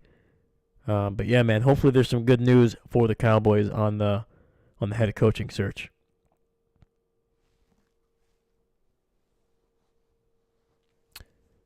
And the Vikings playing that run perfectly, man. Bringing down Kyren Williams for a loss. Actually, might be the first time of the night. So we got 2nd and 8. Sorry, 2nd and 13, not 2nd and 8. It's going to be a nice run. This one picking up some really solid yardage. Holy cow. Might be a gain of 7 or 8. Fingers crossed. Hope the Texans beat the Chiefs. David's like, no. Simply no. Just for a few more minutes. Right on, brother. Right on. We'll keep it going. So Stafford in the shotgun. 3 receivers bunched up to the left. Puka Nacua in motion. Stafford, quick throw. Puka gets the ball and a first down, and the Rams are rolling. But very quickly, Mike Vrabel to the Patriots. So for the second consecutive year, the Vikings go back to a former defensive player. Same position as well, linebacker. Mike Vrabel, man. That one's gonna be interesting. I think Mike. There's like 2 different camps. Either there's a reason he was fired from Tennessee. He never really found success there. And then there's the other camp where Tennessee is an idiot. The Tennessee Titans are idiots. And a throw over the middle. And that is picked up by number 84. First down. And the Rams continue to find plays down the field. But then on the second camp, there are people that are like, Mike Vrabel's a great coach, great leader. And the Tennessee Titans are clearly idiots. That's why they had such a terrible season. They didn't know what they had. I'm kind of leaning towards, I think he's a good coach, but I think maybe his reputation is a little bit overblown. Just because he simply hasn't shown enough in the league. And it's going to be a handoff to Kyren on that left side. He cuts it back in. And it's going to be a 1-yard gain. Right, shoot, I think I asked this last time. Don't remember the answer. David, you're a Chiefs fan, right? David is a Chiefs fan, yes.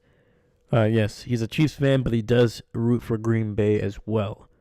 Let me know if I'm wrong there, David.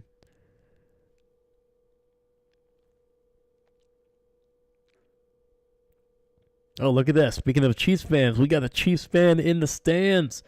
Let's go. With a strange look on his face. Pressure by the Vikings, and that'll be incomplete. 3rd and 9 coming up for the LA Rams.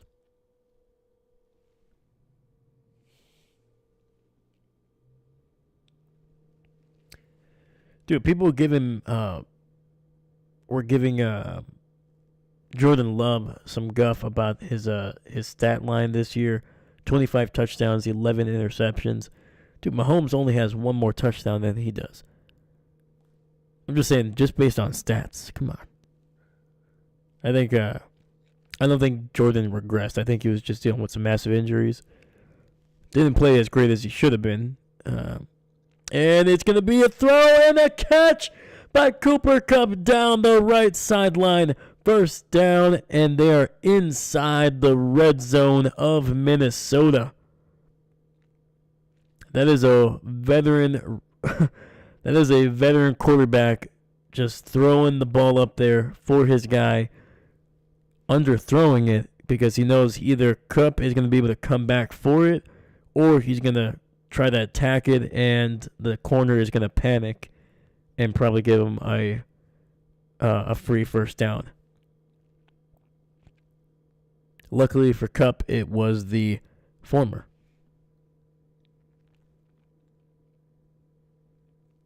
Yes, and a Packers fan via the wife. There we go. I was going to say my condolences, but that doesn't quite sound right. There we go. My condolences on the loss. Congratulations on the wife. There we go.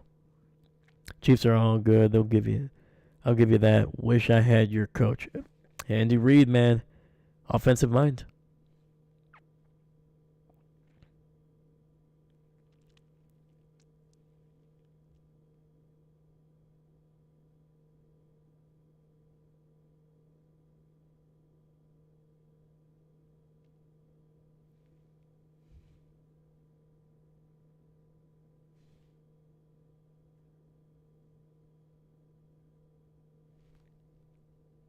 All right, we got Stafford under center, Kupp in motion, tight end in motion, and it's going to be a run play to Kyren Williams, and it's not going to end well for him. Oh, no. Williams getting to his feet, but very, very, very slowly there. Oh, he took a hit from Van Ginkel.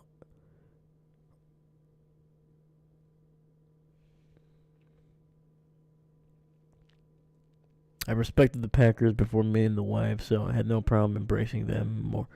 That's fair. That is fair.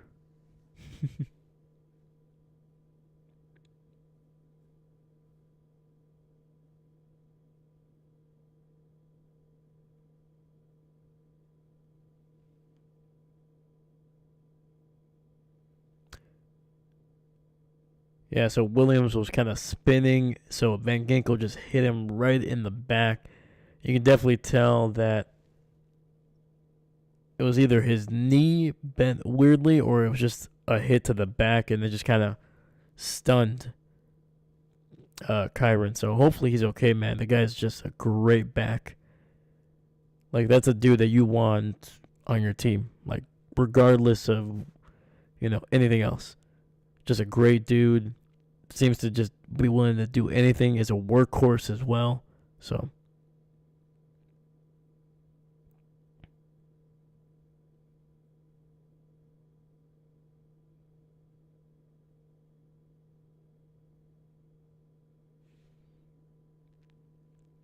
In 23, I got to go home. Oh, heck yeah, dude. Got to go to Lambeau Field. Yeah, man, it's a beautiful, beautiful stadium, man. Just how open it is.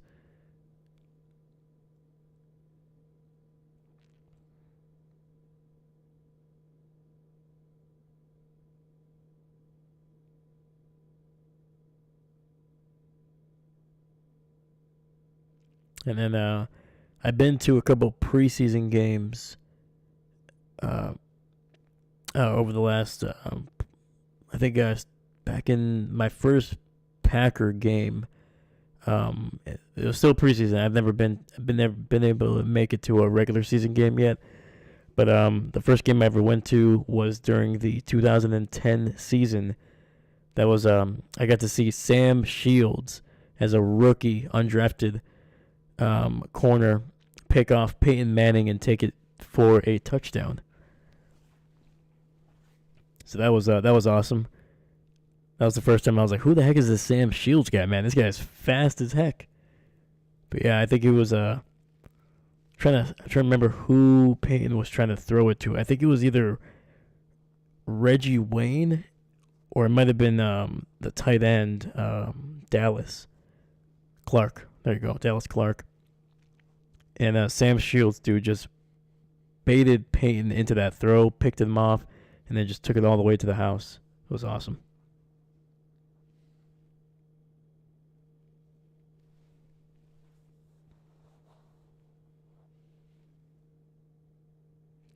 Also, David, what was the game? Who was it against?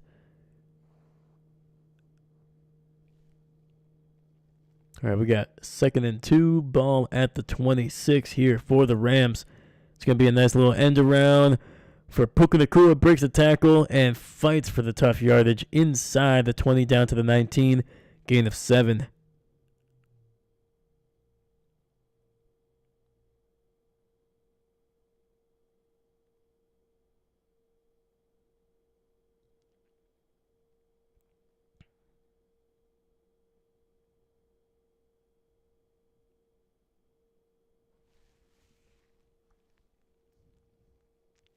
And Minnesota was trying to challenge to see if Kyron actually fumbled that one, but it was not to be, and they lose a timeout here. Stafford taken down for a sack, and that'll be the first one of the night. Van Ginkel, the former Wisconsin Badger, making a huge play on 3rd down.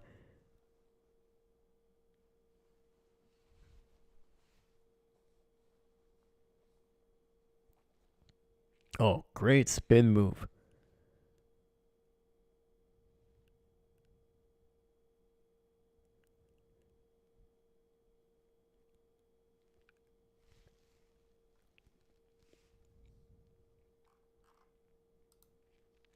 All right, the Rams trying to tack on a field goal. It's going to be close, and it's good. The Rams stretch the lead to 24 with 7:19 left in the 3rd.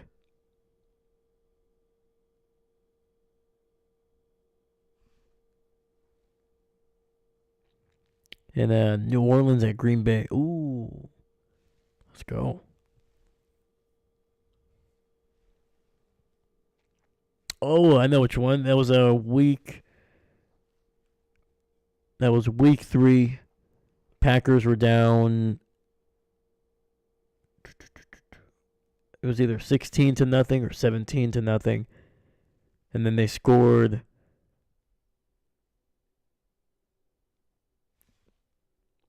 trying to think here. They scored 18 because they went for 2, and they won the game. That was Jordan's first comeback of his career.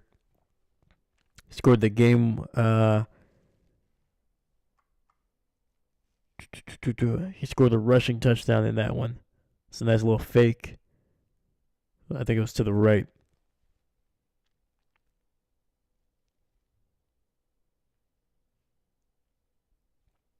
Yeah, dude, that was an awesome game. They won 18-17. There we go. I knew they were down by. It was either 16 or 17. I was like, was it 3 possessions or was it a full 2? But there you go, down by 17, entering the 4th, man.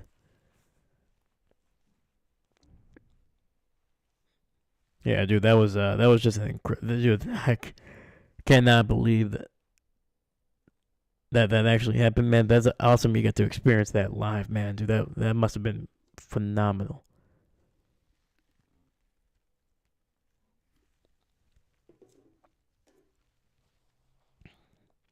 I bet the crowd lost their minds.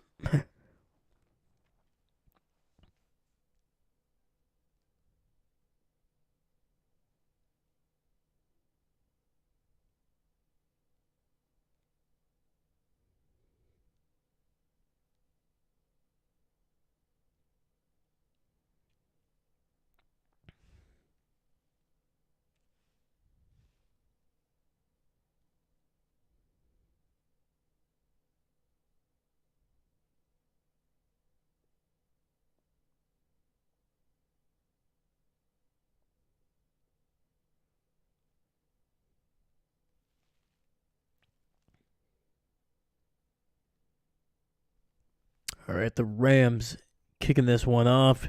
It's going to be caught at around the 1. To the 20, 25, breaks a tackle down to the 35, and finally thrown out of bounds after getting the ball to about the 38. Heck of a job there by the Vikings.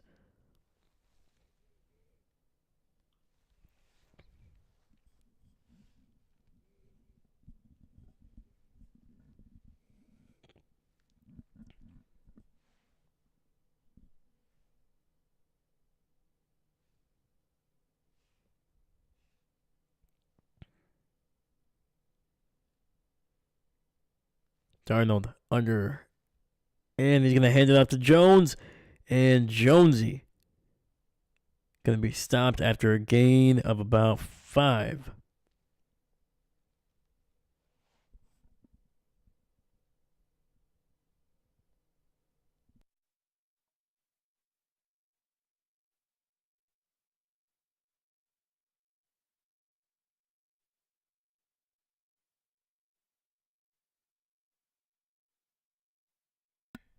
Darnold under center, single back in the backfield. Jordan Addison in motion to the right. Looking, throwing it deep down the field and incomplete. Trying to get it to Jefferson. Jefferson looking for a flag. Not going to get one.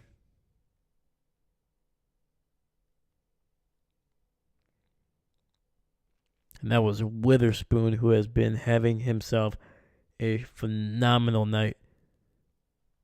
He's the man that strip sacked Darnold late in the second.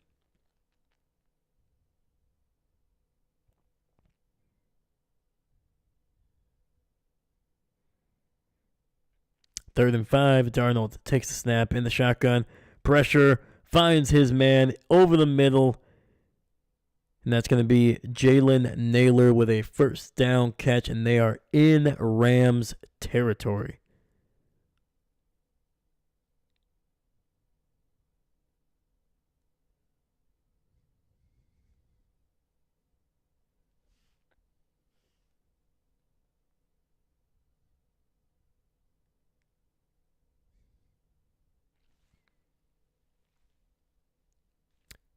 We got 2 receivers on that left side, tight end in motion to the right. And trying to get it to Jones on the swing pass to the right. And no go. Darnold and Jones, and dude, just not being on the same page there, man.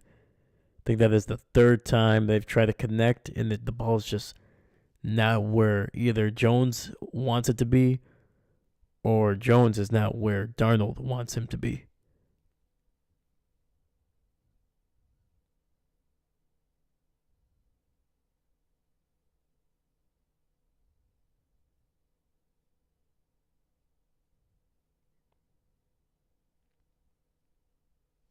All right, empty set here.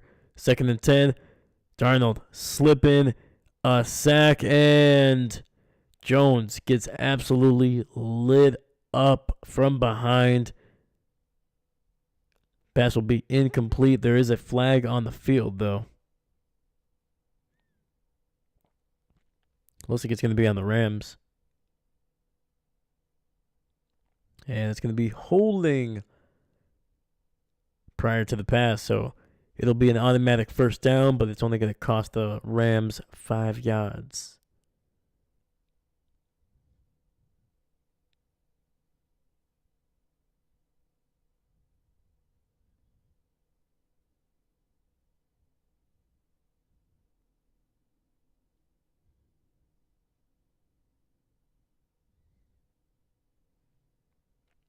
Two receivers stacked up on the left. Darnold in the shotgun. Looking. Rolling to his left. He's going to throw the ball and gets it to Jalen Naylor.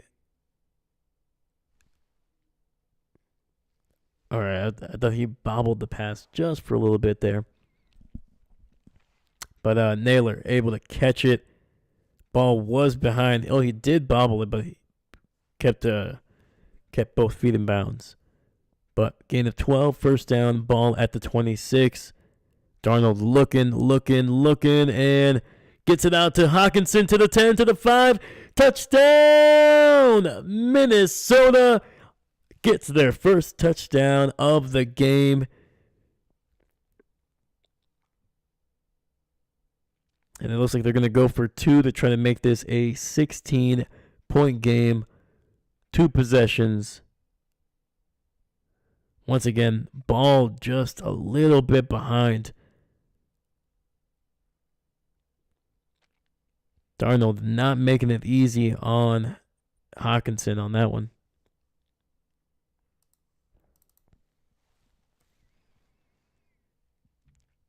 All right, we got 5:05 left in the third. It looks like the referees are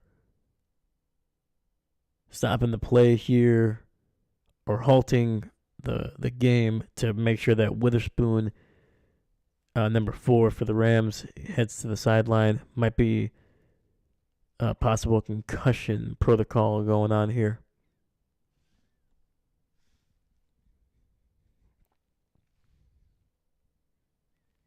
All right, play action, empty set, quick throw, and it's not going to work.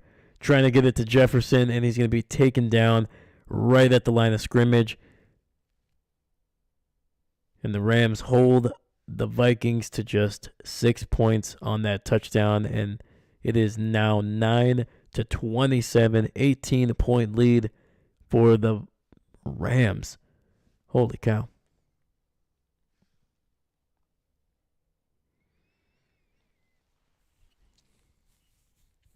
But hey, man, Vikings finally got something going, man.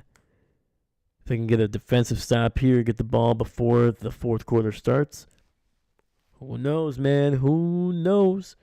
We just talked about the Packers coming back from 17-0 down over the New Orleans Saints from a year ago.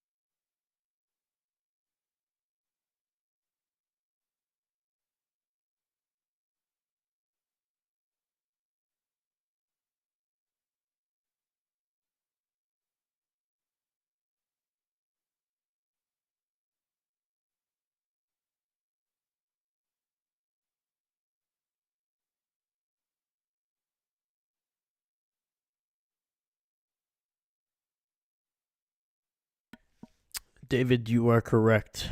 Yeah, I think that was a lot of the feelings of some Viking fans here with a whew.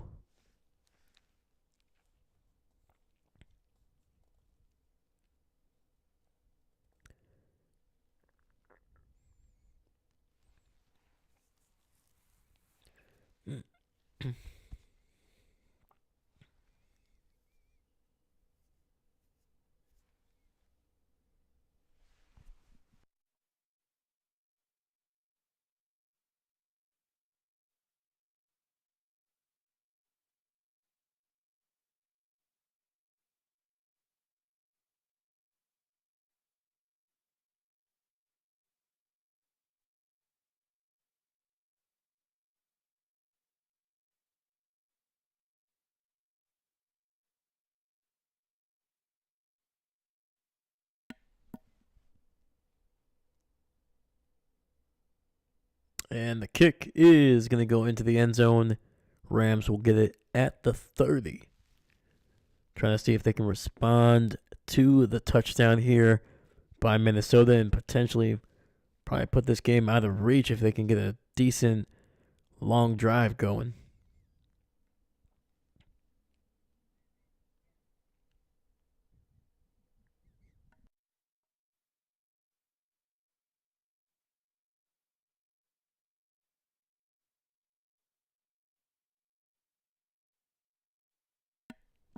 Stafford under center, single back in the backfield. Puka in motion. Play action. And getting it out to the tight end for a nice gain of about 7 or 8. And that was Kobe Parkinson.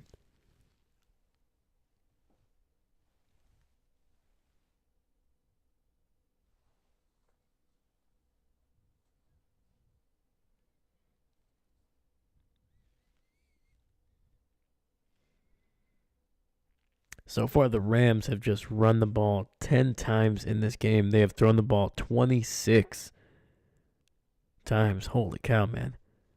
Especially you would think they would start running the ball a little bit more here. There we go. Get it to Kyren, and that's a first down. A gain of 4. And the clock keeps rolling.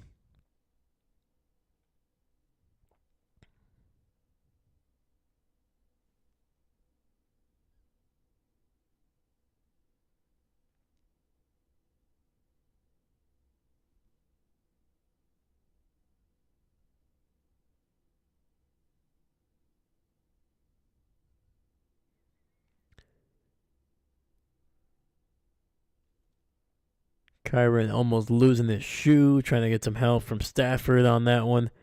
Play action. Throwing it deep down the left sideline, and it's nearly caught by Long. Oh my goodness, dude. If he catches that, that is inside the 20. Wow. Oh, it went right through his hands, man. Right through his hands. Long nearly catching a long pass on that one. Working on the all-pro safety, Harrison Smith. Smith with some active hands on that one. Active hands. Shotgun. Puka Nacua in motion. Stafford. I think there's a mistake there because he is trying to run it with a keeper and it goes nowhere. 3rd and 10 coming up.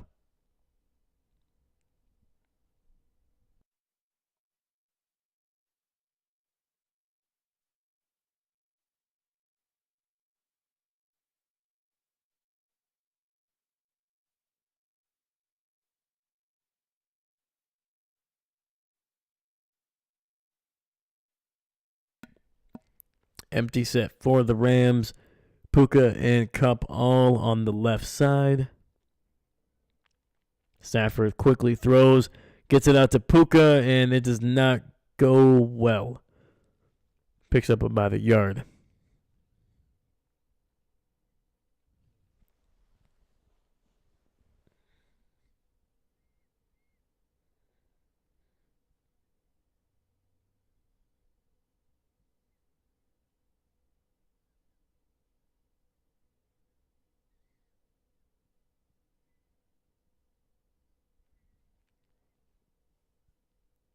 Here we got 4th and 9. Rams to punt this one away from their own 42.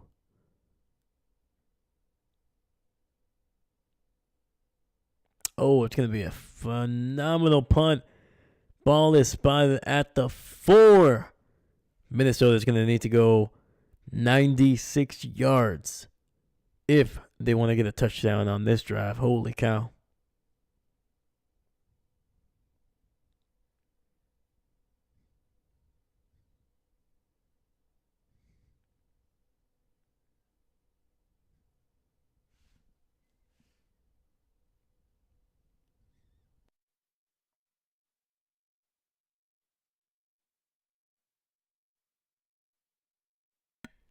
All right, we're going to go to a commercial break.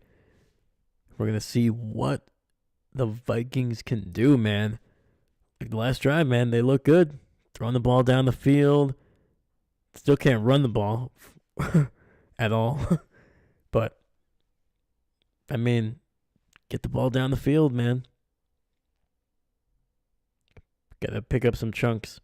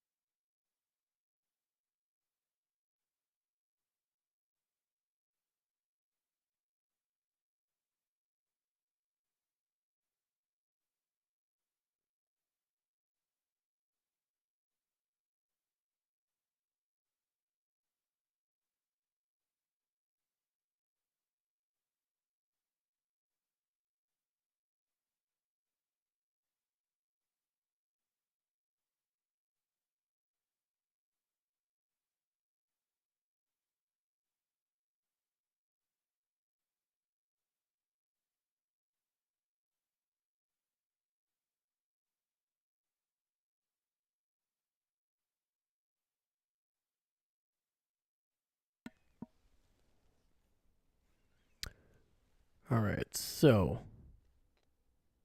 kind of looking a little bit ahead. Still, obviously, this game is definitely not over. We've seen bigger comebacks than this. But so we got Detroit going up against what is going to be a really interesting matchup with the Commanders. I think Detroit matches up really well with them actually, but you never know, man. Rookie quarterback can make some plays. Crazy. The crazier things have happened. It's gonna be a toss to the left. Jones, and he's got some momentum and absolutely stopped up after just a gain of 2.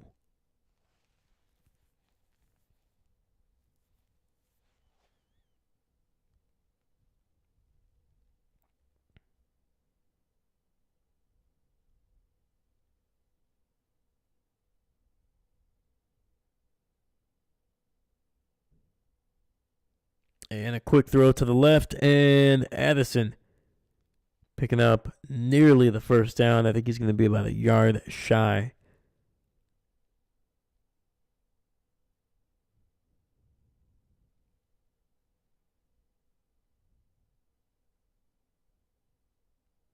Oh, that route was clean, man.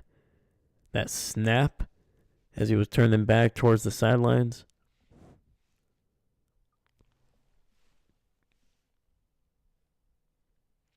All right, we got Darnold under center, single receiver to the right. Jones alone in the backfield, and it's going to be a QB sneak. That's a first down. Good job, man. Heck yeah. That play needs to happen a lot more often in the NFL, in my opinion. This is when you start getting some weird, like, end arounds, trying to be cute. I was like, no, straight line down the field.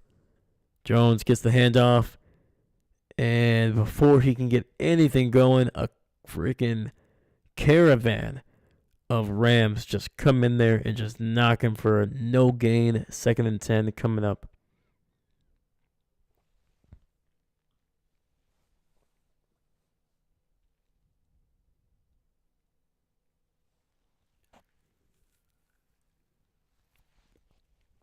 We have 10 seconds left. 8, 7, 6. Likely not going to get a playoff here.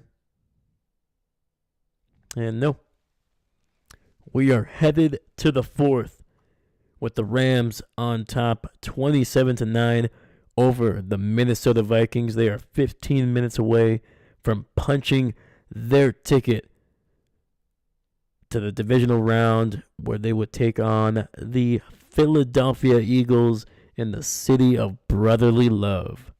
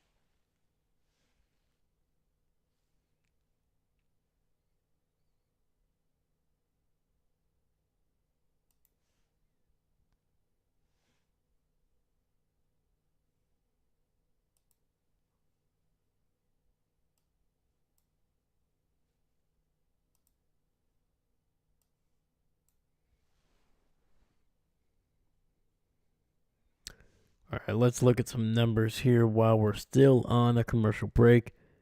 First downs, basically almost identical. Minnesota 13, Rams 14. Third down conversions, basically kind of similar. If anything, the Vikings somehow are a little bit better. 15 for 12. Rams are just 2 for 8 on third down. Most of their third downs have been from like 8 yards or more.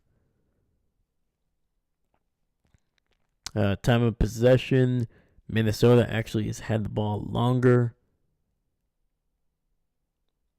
But the turnover battle in the favor of the Rams here. Darnold looking. It's going to scramble and picking up the first down and a little bit more. 15 yards. And there's going to be a flag down on the ground. There's also a Minnesota Viking offensive lineman down on the ground. Holy cow, man. We got Jared Burst down on the ground. Holy cow. Got a lot of guys. And the penalty is going to be a personal foul on Kitchens for hitting Darnold while he was sliding. So it's going to tack on 15 to that end. Let's see here. Yeah, so that's just going to tack on another 15 to the end of that. Pretty impressive run by Darnold.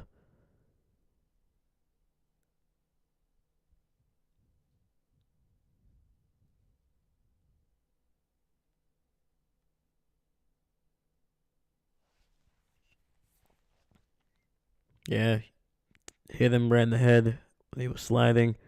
Didn't look vicious, but still, dumb decision. And the offensive lineman, unfortunately, he clanged, like basically helmet to helmet with one of the pass rushers. Completely accidental contact, but definitely took a hit, and yeah, hopefully the dude's okay. Let's see if the Vikings can do this. Can do what the Cowboys couldn't the Ravens game. Oh yeah, man. That was a wild game. I didn't catch it, but I remember watching the highlights afterwards. I was like, how did the Cowboys almost come back in here? It looks so lopsided. And then, dude, Prescott, that offense just turned it on. That defense looked good. So,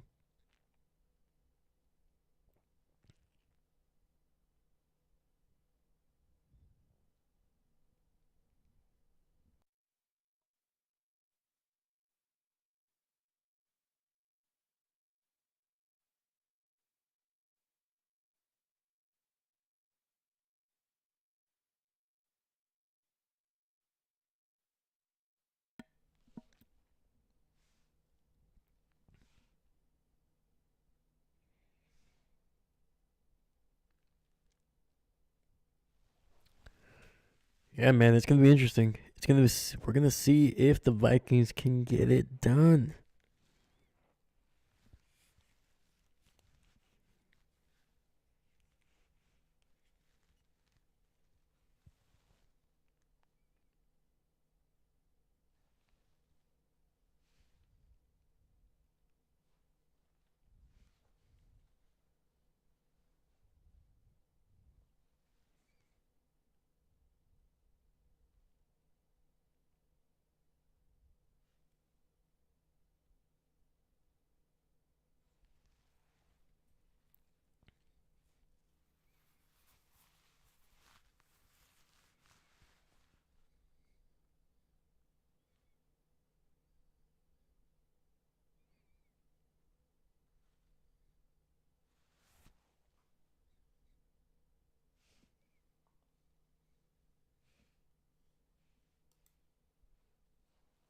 All right, looks like we're back here, 1st and 10. Throw down the left sideline and incomplete. Jordan Addison selling out for that one, and he is slow to get up a little bit there. Dude, he almost folded himself like a lawn chair trying to dive for that one backwards. Holy cow.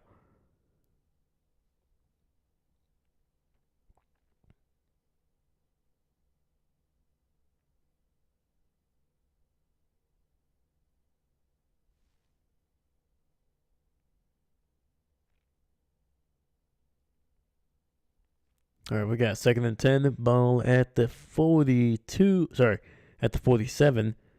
Jones fighting for those tough yards, and he's going to get it across the 50 down to about the 48 of LA.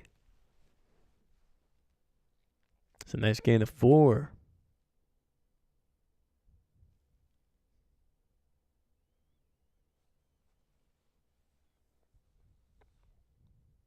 Darnold in the shotgun, 2 receivers to the right.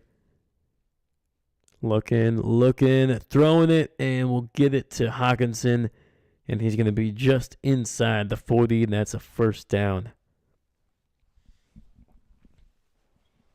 All right, man. Minnesota driving down the field.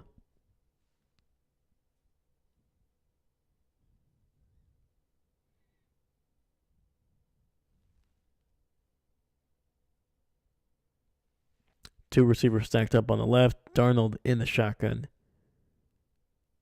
Hand off to Jones, and it's going to be stopped after a gain of 1, maybe 2.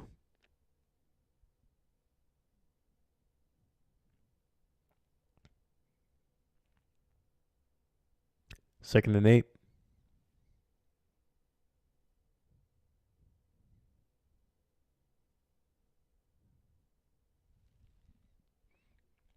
Big number 75 is heading to the locker room without his helmet. Clearly, probably looking at him for a concussion. Darnold throwing it over the middle and incomplete. Darnold ends up on his back. That ball well overthrown, trying to find it to Jalen Naylor. Just running that skinny post at the heart of that defense, and just too much air under that one. You're not wrong, man. That was close. I think if Darnold just takes a little bit off, man, that thing is gonna fall right into the hands. We got 3rd and 8. Darnold holding on to it, throw it, and he's sacked back at the 49. Another sack, number 7 for LA. Dude, just throw it away. Like, if you throw it away, it's 4th and 8. There's plenty of plays that you can find on 3rd and 8. Sorry, on 4th and 8. From that distance, and now 4th and 21. Like, you have to punt it. Oh my God, man, Darnold. He's frustrating me, and I don't even want them to win. And oh my God, did he actually get that to the 1? That's a heck of a punt. Oh, no. They reviewed it. It looks like it's going to be coming out to the 20. David, you're not wrong, man. Boom goes the dynamite. Sam Darnold, man, just strange decisions, man. Like, at 4th and 8, you actually, that's a conversation you can have. You're like, do we go for it or what? We're down 18 points. But, you lose 13 on the sack. It's not going to happen. 1st and 10, Stafford under center. Hand off to Kyren Williams, and he's good for about 3.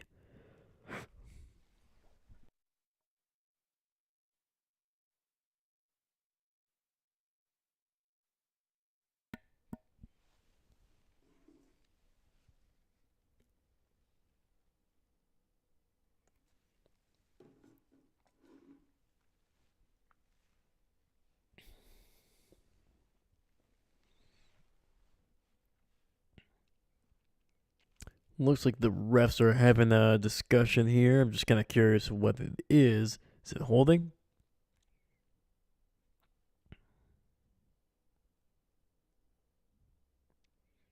Oh, it's going to be face mask. Oh, now I see it. I was wondering why. Oh, okay. So that was Cashman getting a hold of Kyron Williams' face mask, and a pretty decent hold as well. So, fortunately, that's going to be 15 yards and an automatic first down for the Rams.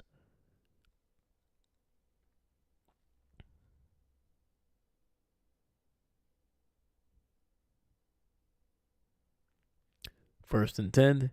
Stafford under center, ball at the 37.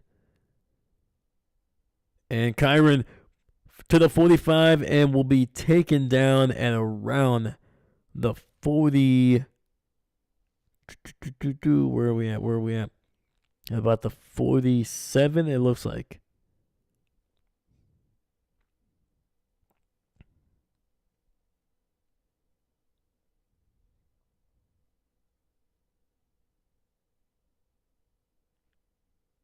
Oh man, they're showing the Byron Young face mask on Darnold that basically ended that game because they apparently did not see that. I think everybody in America saw the face mask except for the refs. And it's going to be a run to Williams to the 40, 35, 30. Cuts it back inside to the 25 and then stays in bounds. But they're saying there's a flag on the field. What is going on here, man? That was a late flag. If that is holding, that is a late flag. And it is holding, so it'll wipe away a 27-yard run by Kyron Williams.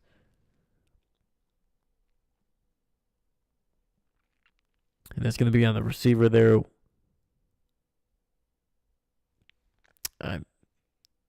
Really?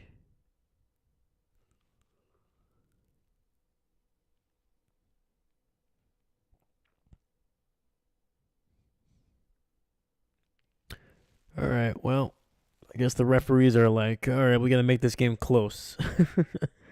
Because that's not a hold. Like, come on. Williams. Oh, this is, who is this? Rivers. And we got another flag. It looks like it's going to be another hold. It's on the Rams again. Come on, man. What the heck is going on here? Everybody just grabbing out there.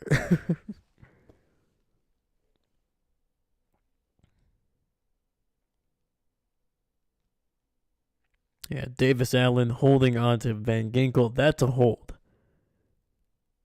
I get that. That first one, couple minutes from a couple seconds ago, no, that is not a first. That is not a holding penalty.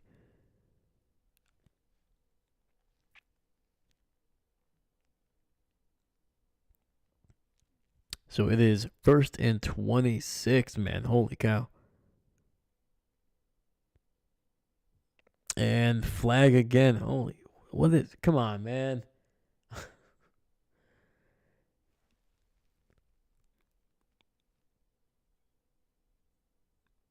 And that's going to be on the tight end. Back-to-back penalties from number 86.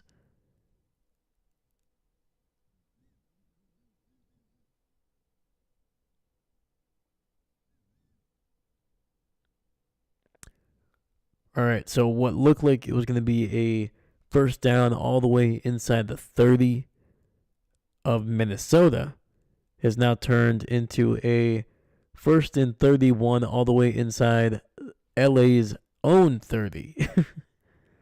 Toss to the right.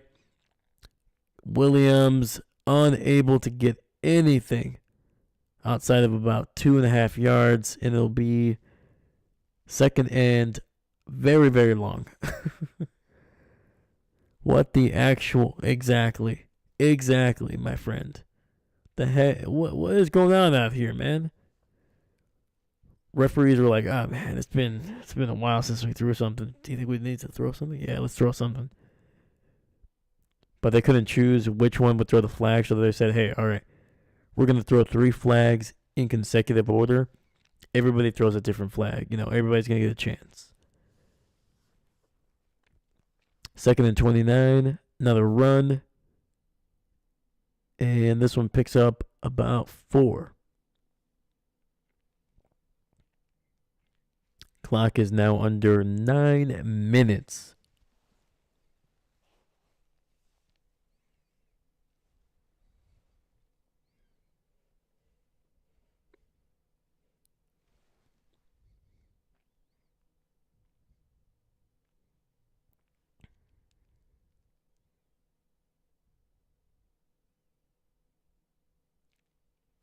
So there's a graphic up saying that the Vikings are the oldest NFL, slash NBA slash NHL slash anything to without a single championship to show for it. And it's gonna be another run. This one good for about 5. So this will take it under 8 minutes. But if you guys, it's a YouTube channel called Secret Base. It used to be called SB Nation. They have a great, I'm trying to remember how many parts it is. I think it's either 4 or maybe 6 parts, on basically the entire history of the Minnesota Vikings. I highly recommend it. Check it out, man. Secret Base. Look up Minnesota. It's some of the best football content you'll ever find. John Bias is basically the creative head of those kinds of basically documentaries. To be honest with you, but yeah, man, just great football content. That is something that in the future, like way down the road, I'm hoping to be able to make kind of stuff like that on top of the streams, the live streams and things like that. But yeah, man, just a great content. And like I said, I'm a Packer fan, but that made me. I mean, what was it, like a 5 hour, 6 hour thing? And they're chopped up into like 45-minute episodes. But yeah, man, like I was enthralled the entire time I was watching those things. So if you're looking for some football content, especially towards during the off season, look up some of SB Nation's or Secret Base's stuff, man. Great stuff. Great stuff.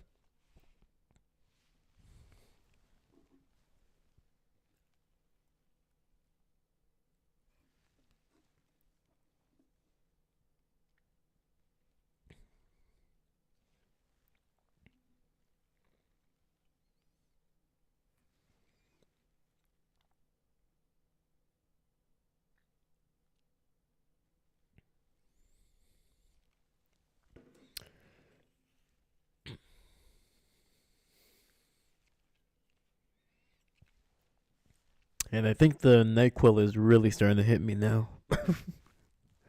Holy cow.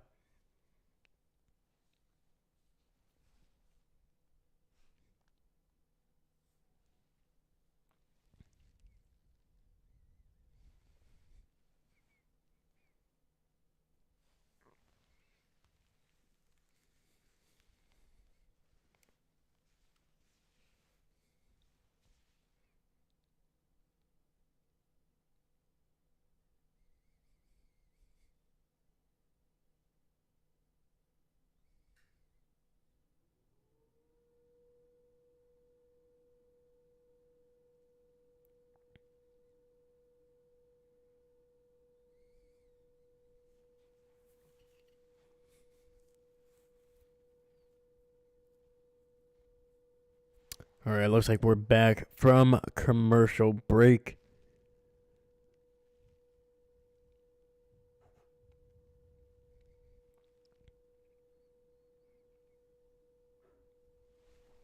Vikings at their own 20.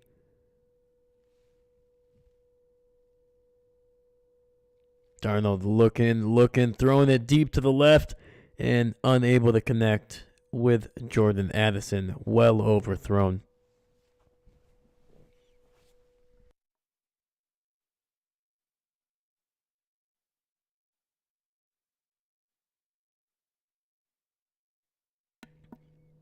Yeah, Darnold just looking into the sky, man. Just basically just wondering what has happened to him. I mean, there's a guy that up until about a month ago was still kind of in that MVP conversation.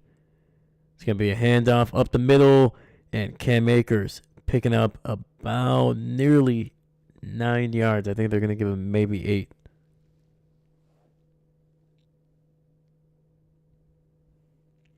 We got 3rd and 2.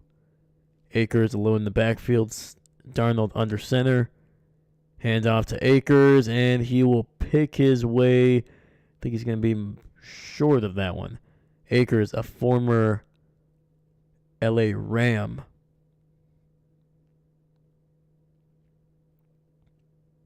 No, they're giving the first down. All right, let's go. Clock is going to be under 6:30.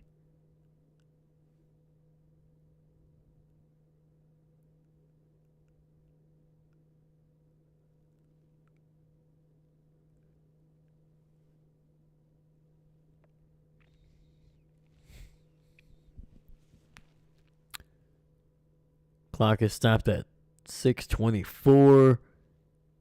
Somebody must have called a timeout here.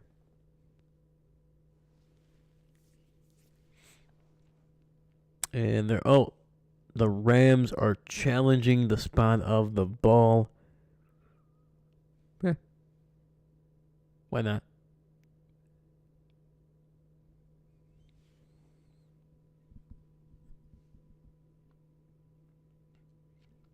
I think it's a little too close to call. I think this one is probably going to stand. Because I think he needs to get it to the 30. So, I mean, there's a case there, actually. It really does depend on the angle, man. But to me, he did not get there.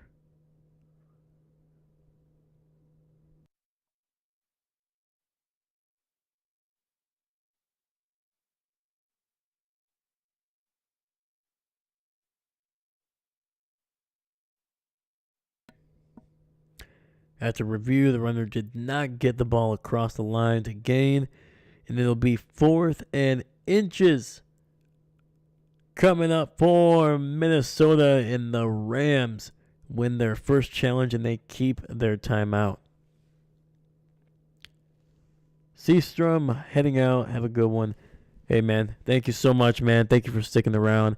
I appreciate you, man. Get some rest, and hopefully tomorrow is a good one for you, dude. Hopefully your Cowboys get you some good news in the next coming weeks, man. But Seastrom, have a good one.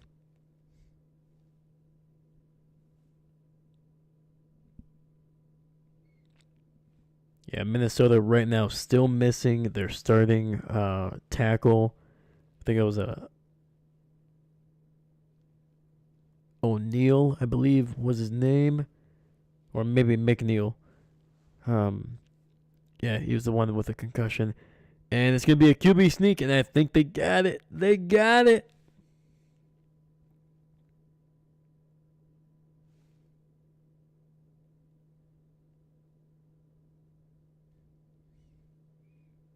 All right, man. Minnesota with a first down, and the clock keeps rolling. 6:20 and rolling. 2 receivers to the left. Darnold in the shotgun. Oh, has to run, gets the ball out quickly, and Jones, fortunately, going to lose about 2.5 yards.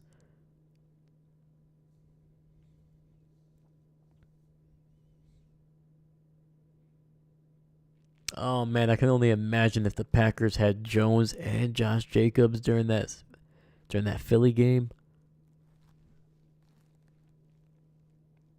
Could have been the difference. Could have been the difference. All right, empty set. Two receivers to the right. Jones on the left side. Darnold needing to scramble immediately and finds his tight end to the 44. Whoa! Nice catch and run by the tight end, hitting him in stride. And they're going to be out near midfield.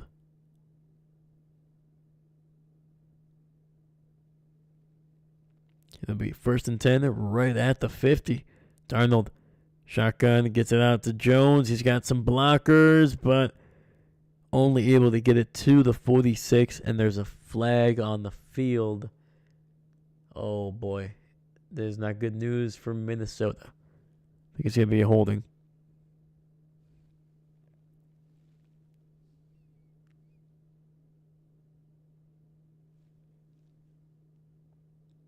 Oh, no. It's on LA. Illegal hands to the face. Hot diggity. I'm going back you up. Cold diggity. Hold on back you. Man, dude, the freaking NyQuil is hitting hard right now.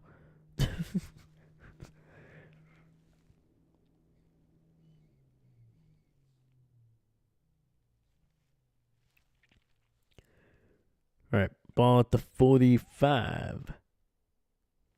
Get 1st and 10. Darnold looking, sacked back at the 45 of Minnesota. And that is the 8th sack tonight by this Rams defense. That one came fast and hard, and Darnold just not prepared for that one, dude. He took an absolute hit.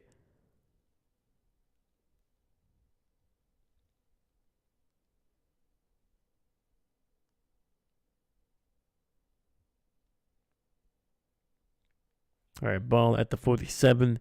Darnold looking, throwing it, and his receiver, Jalen Naylor, unfortunately slips and falls. Is able to pick up about 6 or 7 yards, but not much more after that.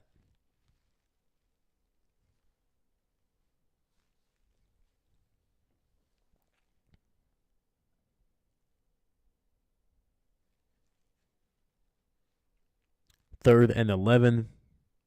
Ball at the 46 of LA. Darnold looking, throwing it, and gets it out to his number one. Well, actually, no. One of his favorite targets, Jordan Addison, for a gain of 12 and a 1st down. They're trying to get to the line really quickly. Less than 3:30 left in the game. Nope, that's not going to be a catch.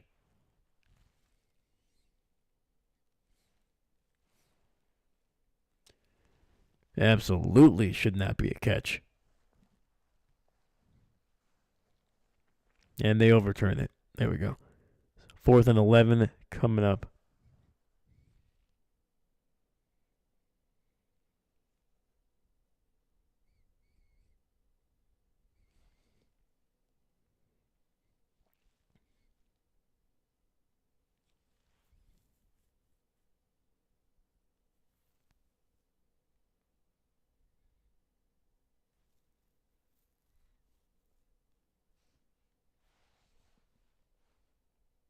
All right, this could be the final gasp of the Minnesota's Vikings and their season. Throwing it deep, and he's in complete turnover on downs, and that'll likely be the final hurrah for this Minnesota team this season. 3:35 left in the game, and they are down by 18. Trying to get it to Jefferson on the corner route. Just nothing there. Fortunately, Darnold overthrew it and just never gave Jefferson an opportunity to get his hands on it.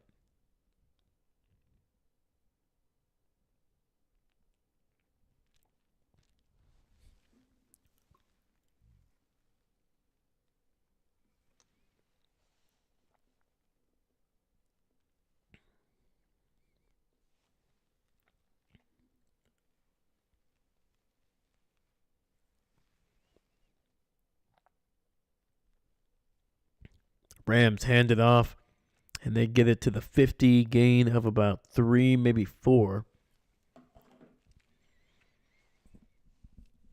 And Minnesota's going to use their second timeout here, stopping it at around 3:29.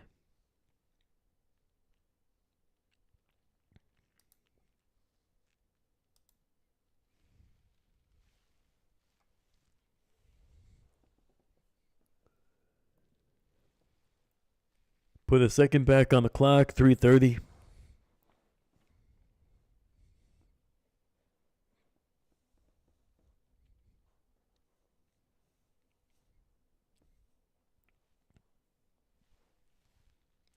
Second and 5. Stafford under center, tight end in motion to the right. Handoff, and going to pick up about 1.5 yards is Rivers. And Minnesota using their final timeout here. Clock is going to be 3:26.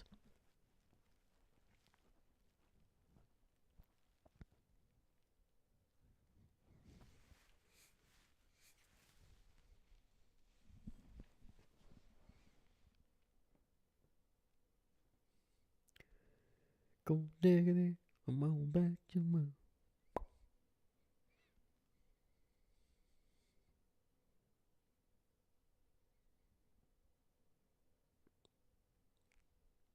All right, 3rd and 4. Single back in the backfield. Stafford under center. Tight end in motion. Toss to the right. 1-on-1, and that's going to be a pickup of about 1.5 yards. And then it'll be 4th down for the Rams. They're going to punt this one away. The clock is rolling. Minnesota cannot stop the clock anymore. They still have the 2-minute warning.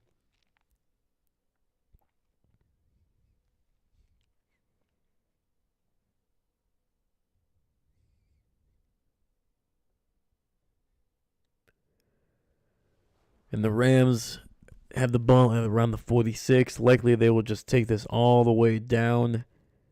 Might even take the penalty here as well. Take the extra second off the clock.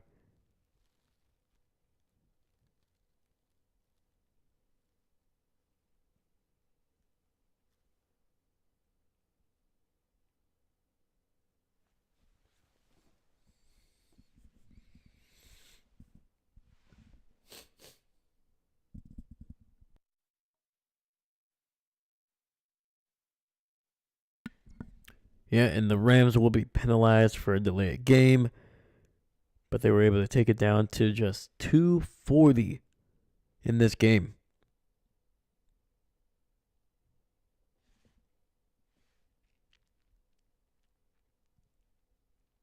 And the punt is away, and it'll be taken down out of bounds at about the 9-yard line. Heck of a punt.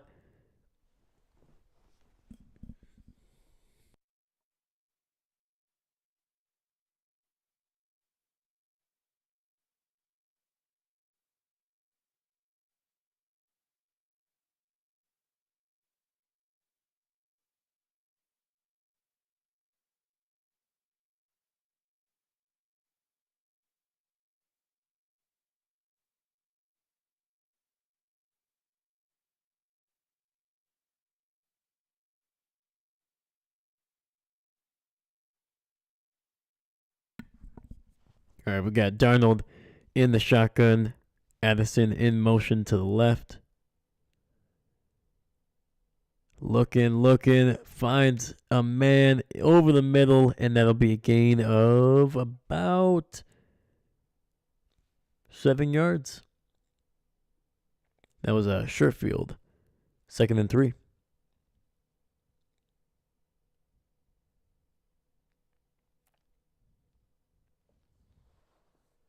Darnold looking, dropping back, throwing it to his tight end.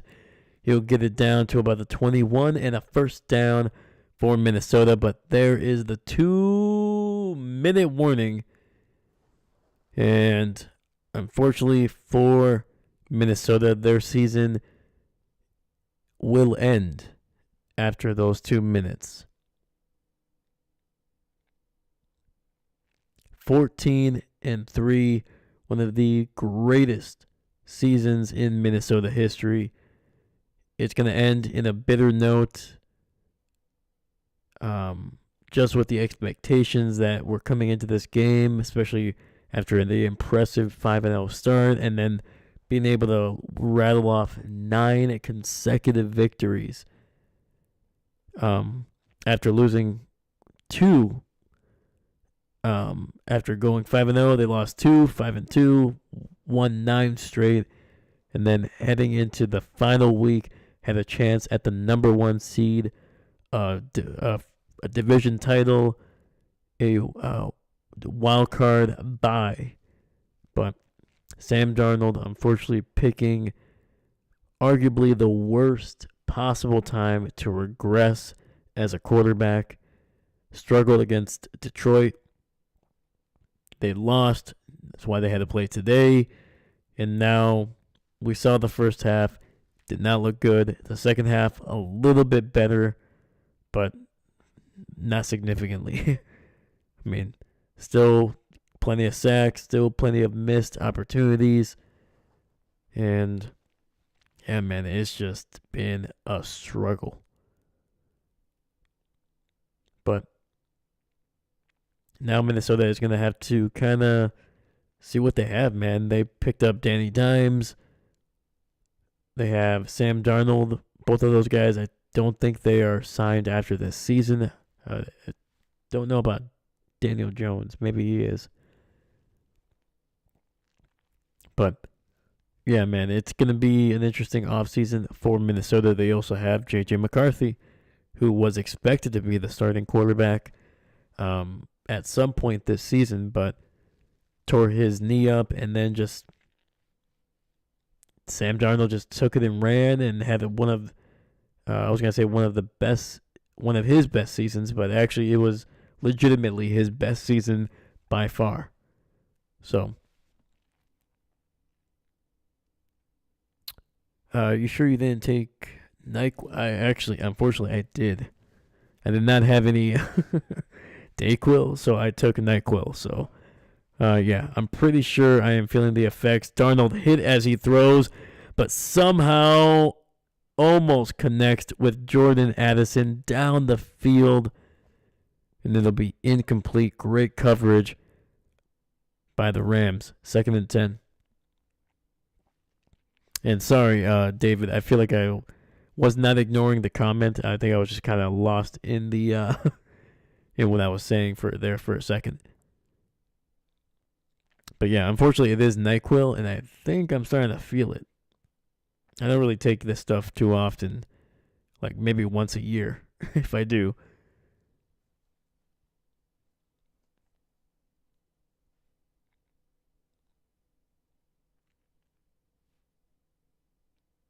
All right, so we got 2nd and 10 after that incomplete pass.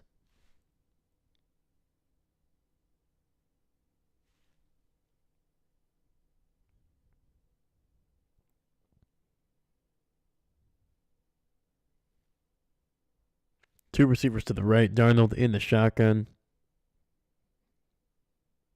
Looking. Pump fake, and he's going to be taken down for the 9th time tonight.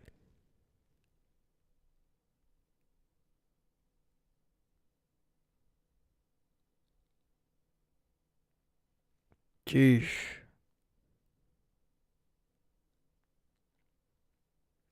Once again, just holding on to the ball a little too long. I mean, at this point, it doesn't matter. But dang, dude, that is just ugly. 3rd and 19. Darnold, just rip it. Oh, come on, man. Just throw it down the field. Gets it out to Jones, who will get it down to the 20. Picking up some decent yardage. Gain of 8. It'll be 4th and 11. Clock is under 60 seconds. And we'll see if they can convert this one. 4th and 11. Darnold looking shotgun. 2 receivers to his right. Finds. Trying to get it out to, was that Sherfield? And that'll be incomplete. And Minnesota's season will end on that note. 9 sacks, man. That is ugly. 45 seconds left, so likely just going to be taking two kneel downs here, and that'll be basically the game. Apparently I missed one of the Rams timeout here. So let's get that accurately.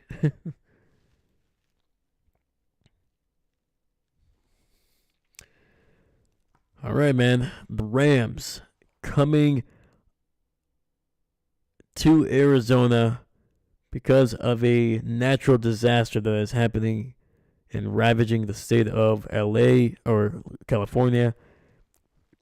Able to respond in an incredible fashion, not only for themselves, but for the city, for the fans. This obviously doesn't do a whole lot for the people that are struggling, but it's nice to know that your team gave you a little bit, hopefully a few hours of entertainment, give you a little bit of joy, something to look forward to when things kind of hopefully can get back to normal for some of those people. So, but man, what a game! I was expecting a lot closer. The closest game we got was the Washington and Buccaneers game. Otherwise, it was a blowout nearly every single game. After the 3-point game that the Commanders won last night, the closest game in Wild Card Weekend was the Packers and the Eagles game. And that one was 10-22. So, clearly, division leaders dominating during Wild Card Weekend. The top seeded teams that played this weekend utterly obliterated their opponents. Houston 32-12 over the over the Chargers. Baltimore 28-14 over Pittsburgh. Buffalo 31-7 over Denver. And we talked about Green Bay losing 10-22 over Philly. And then tonight, the Rams taking care of business 27-9 over the 14-3 Minnesota Vikings. So, wow. So, great job by the Rams. They keep on going. They set up a date with the Philadelphia Eagles in Philadelphia. And, I mean, if the defense can play like this and the offense can kind of keep it going, they only scored 6 points in the second half. 3 points. In the second half. Something tells me they're going to have to probably score more than that to beat Philly, but Philly didn't have a great offensive game against Green Bay. So who knows? But yeah, man.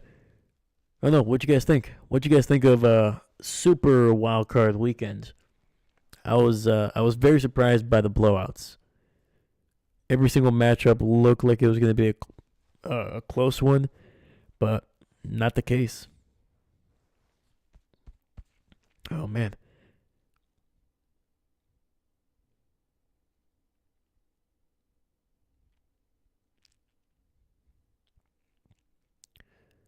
So 3 teams from the NFC North finished with 11 victories or more. 3 of them made the playoffs.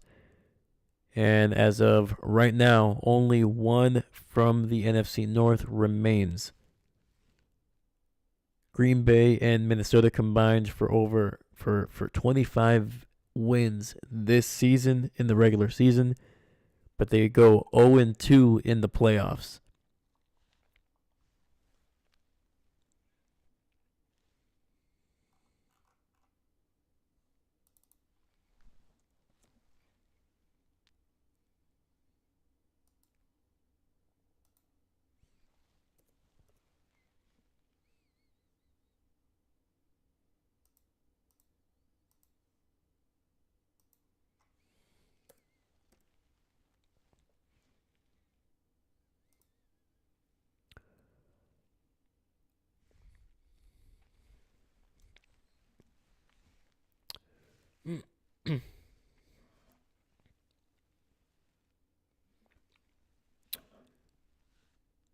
All right, guys. Well, that is going to be it for me tonight. I'm going to try to get some rest. I'm going to try to get over this potential cold that I have. So, probably going to take a little bit more of the old medicine there and just try to get some sleep. But yeah, man, what a wild, super wild card weekend it was. Fortunately, my Packers, their season is over, but we still got a lot of interesting matchups to look forward to. Houston versus Kansas City. Then we have the Bills versus the Ravens. That might be the best game in the playoffs. Then we have the Commanders going to Detroit, trying to see if they can knock off a very, very tough Detroit team. And then after tonight, it'll be the LA Rams traveling to Philly to see if they can knock off another tough team here. Sorry, I was looking at a commercial for a second there. But hopefully the Rams can take care of business and knock off Philly, because that'd be really fun to see. But all right, guys, thank you so much. Quick shout outs to Chris for popping in here for a bit, man. Thank you. Always good to see you, man. Hopefully you're doing well, and hopefully I'll catch you a little bit more throughout the playoffs, my dude. And of course, David Stegosaurus, always popping in here, man, from the beginning all the way to the end. Dude, I appreciate you. Thank you so much. Shout out to Dahlia for popping in here. Seastrom as well. But yeah, man. Let me see here. Dahlia, well, we got this win. Not the win we wanted.